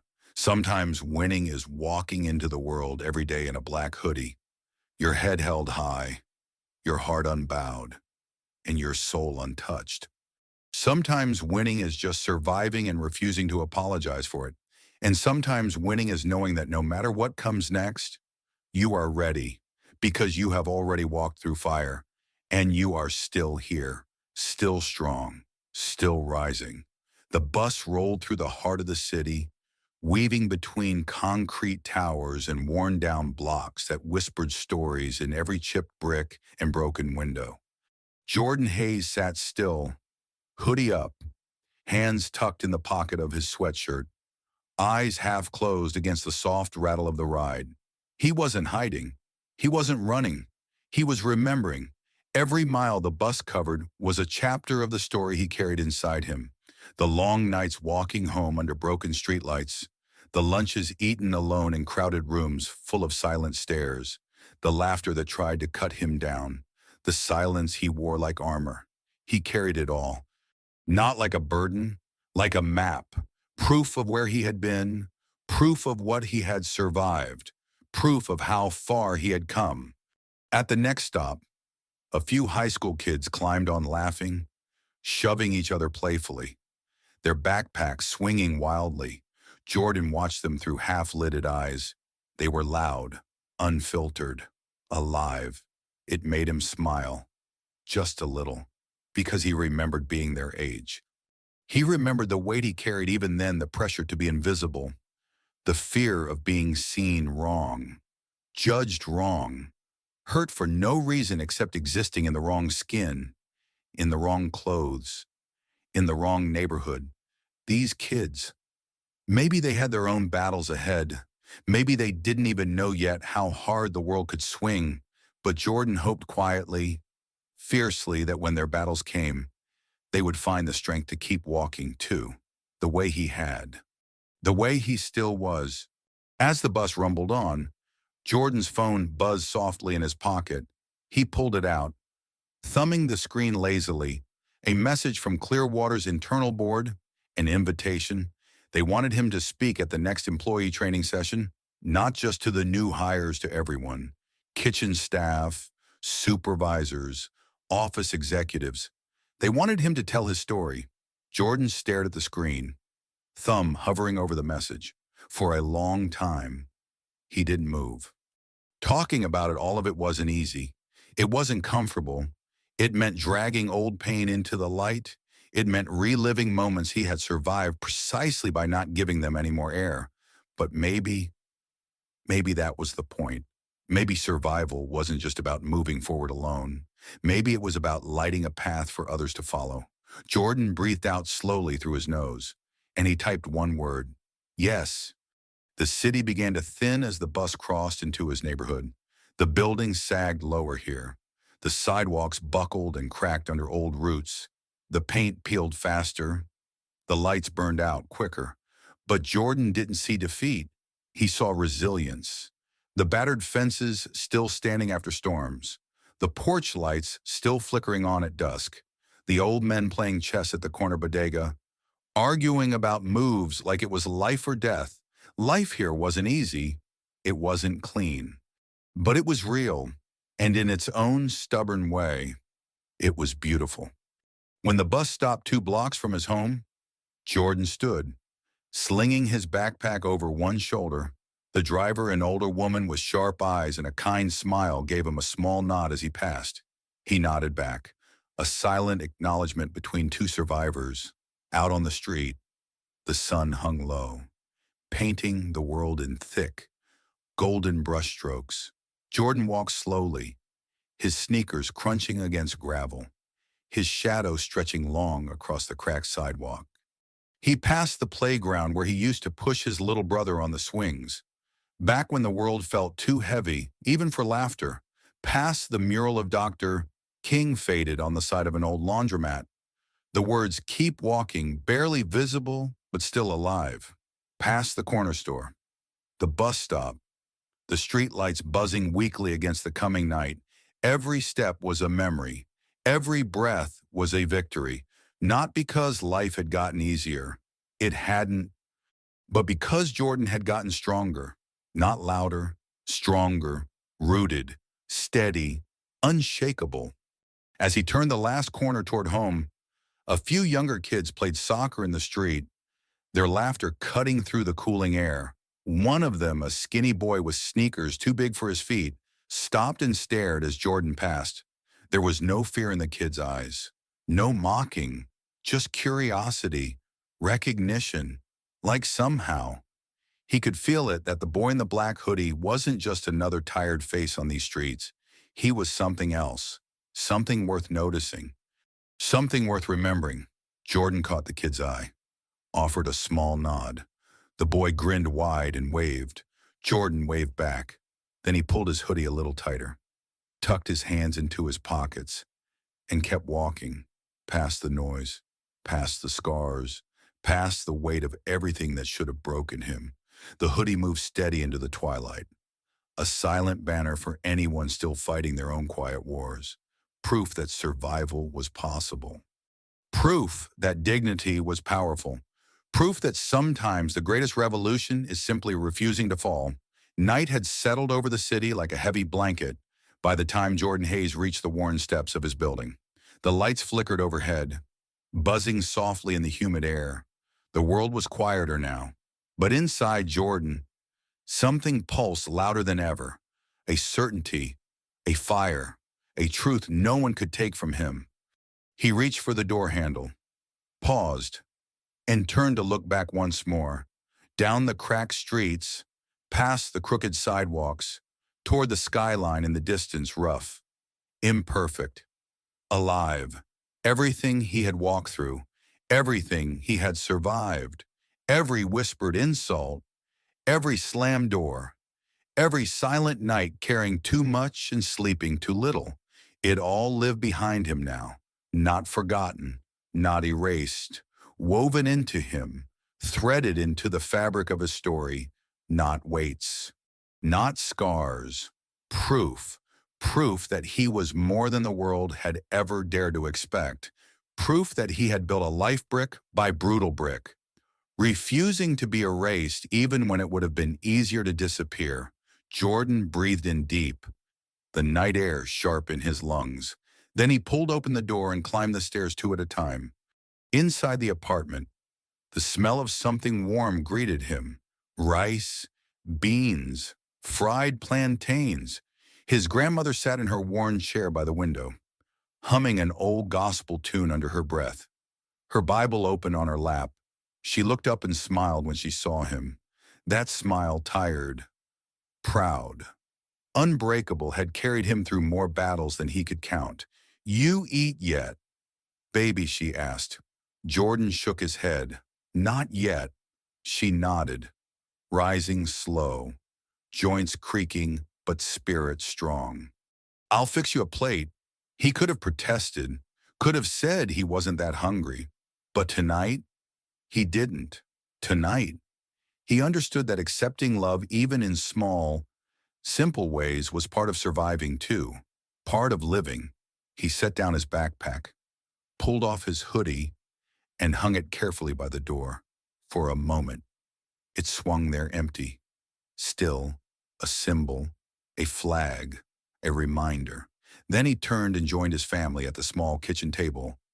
They ate together under the soft flicker of the overhead light, grandmother humming, little sister chattering about school, little brother drawing superheroes in a spiral notebook. Life, messy, loud, beautiful. Jordan listened, laughed when he could, nodded when he couldn't find words big enough to match the feeling swelling in his chest. He belonged here, not because the world had decided it, because he had claimed it. He had fought for the right to take up space to breathe, to stand, to build something out of the broken pieces he had been handed. And he had won, not with fists, not with rage, but with resilience, with endurance, with the quiet, relentless power of showing up every day and refusing to vanish. Later, after the dishes were cleared and the lights dimmed, Jordan sat by the window, hoodie draped over the back of his chair. He stared out at the night, at the city still humming, still fighting, still dreaming. Tomorrow would come with new challenges, new battles, new moments where the world would try, in 100 small ways, to tell him he wasn't enough. But Jordan Hayes knew better now. He wasn't defined by what they saw or didn't see. He was defined by every step he had taken when it would have been easier to stop, every breath he had drawn when the air felt too heavy, every silent, stubborn act of survival that had stacked up into something stronger than fear, into something permanent, into something nobody could erase. Somewhere out there, in some other cafeteria, some other kitchen, another kid would pull up the hood of his sweatshirt and wonder if the world would ever see him. Jordan hoped fiercely, silently, that maybe, just maybe, when that kid needed it most, he would remember this strength isn't about being the loudest. It's about refusing to let them write your story for you. It's about walking on hood up, head high, even when the world pretends not to see you. Especially then. Jordan rose from the chair, grabbed his hoodie from the backrest, and pulled it over his shoulders once more. It settled around him like a second skin, a shield, a crown. He slipped his hands into his pockets, rolled his shoulders back, and smiled. Not for the world, for himself, for everything he had walked through, for everything still ahead. And then he stepped out into the night, into the city, into the future. The hoodie moved with him, steady, certain, unstoppable. A black banner against the dark. A silent revolution still unfolding.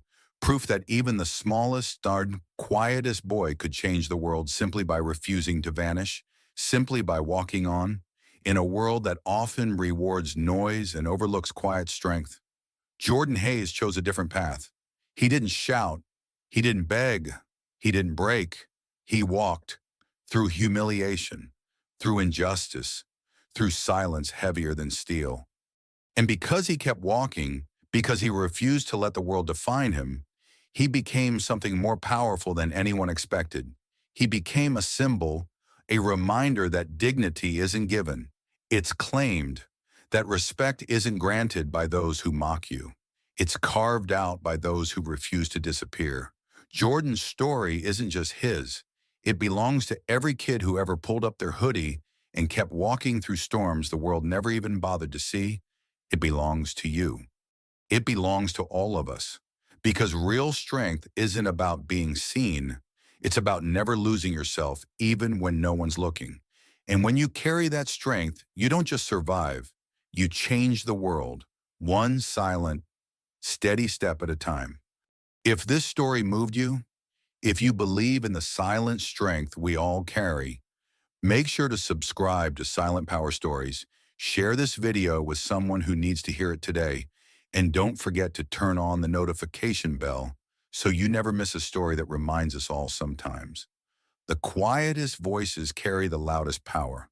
Keep walking. We see you. We believe in you. And your story is just beginning.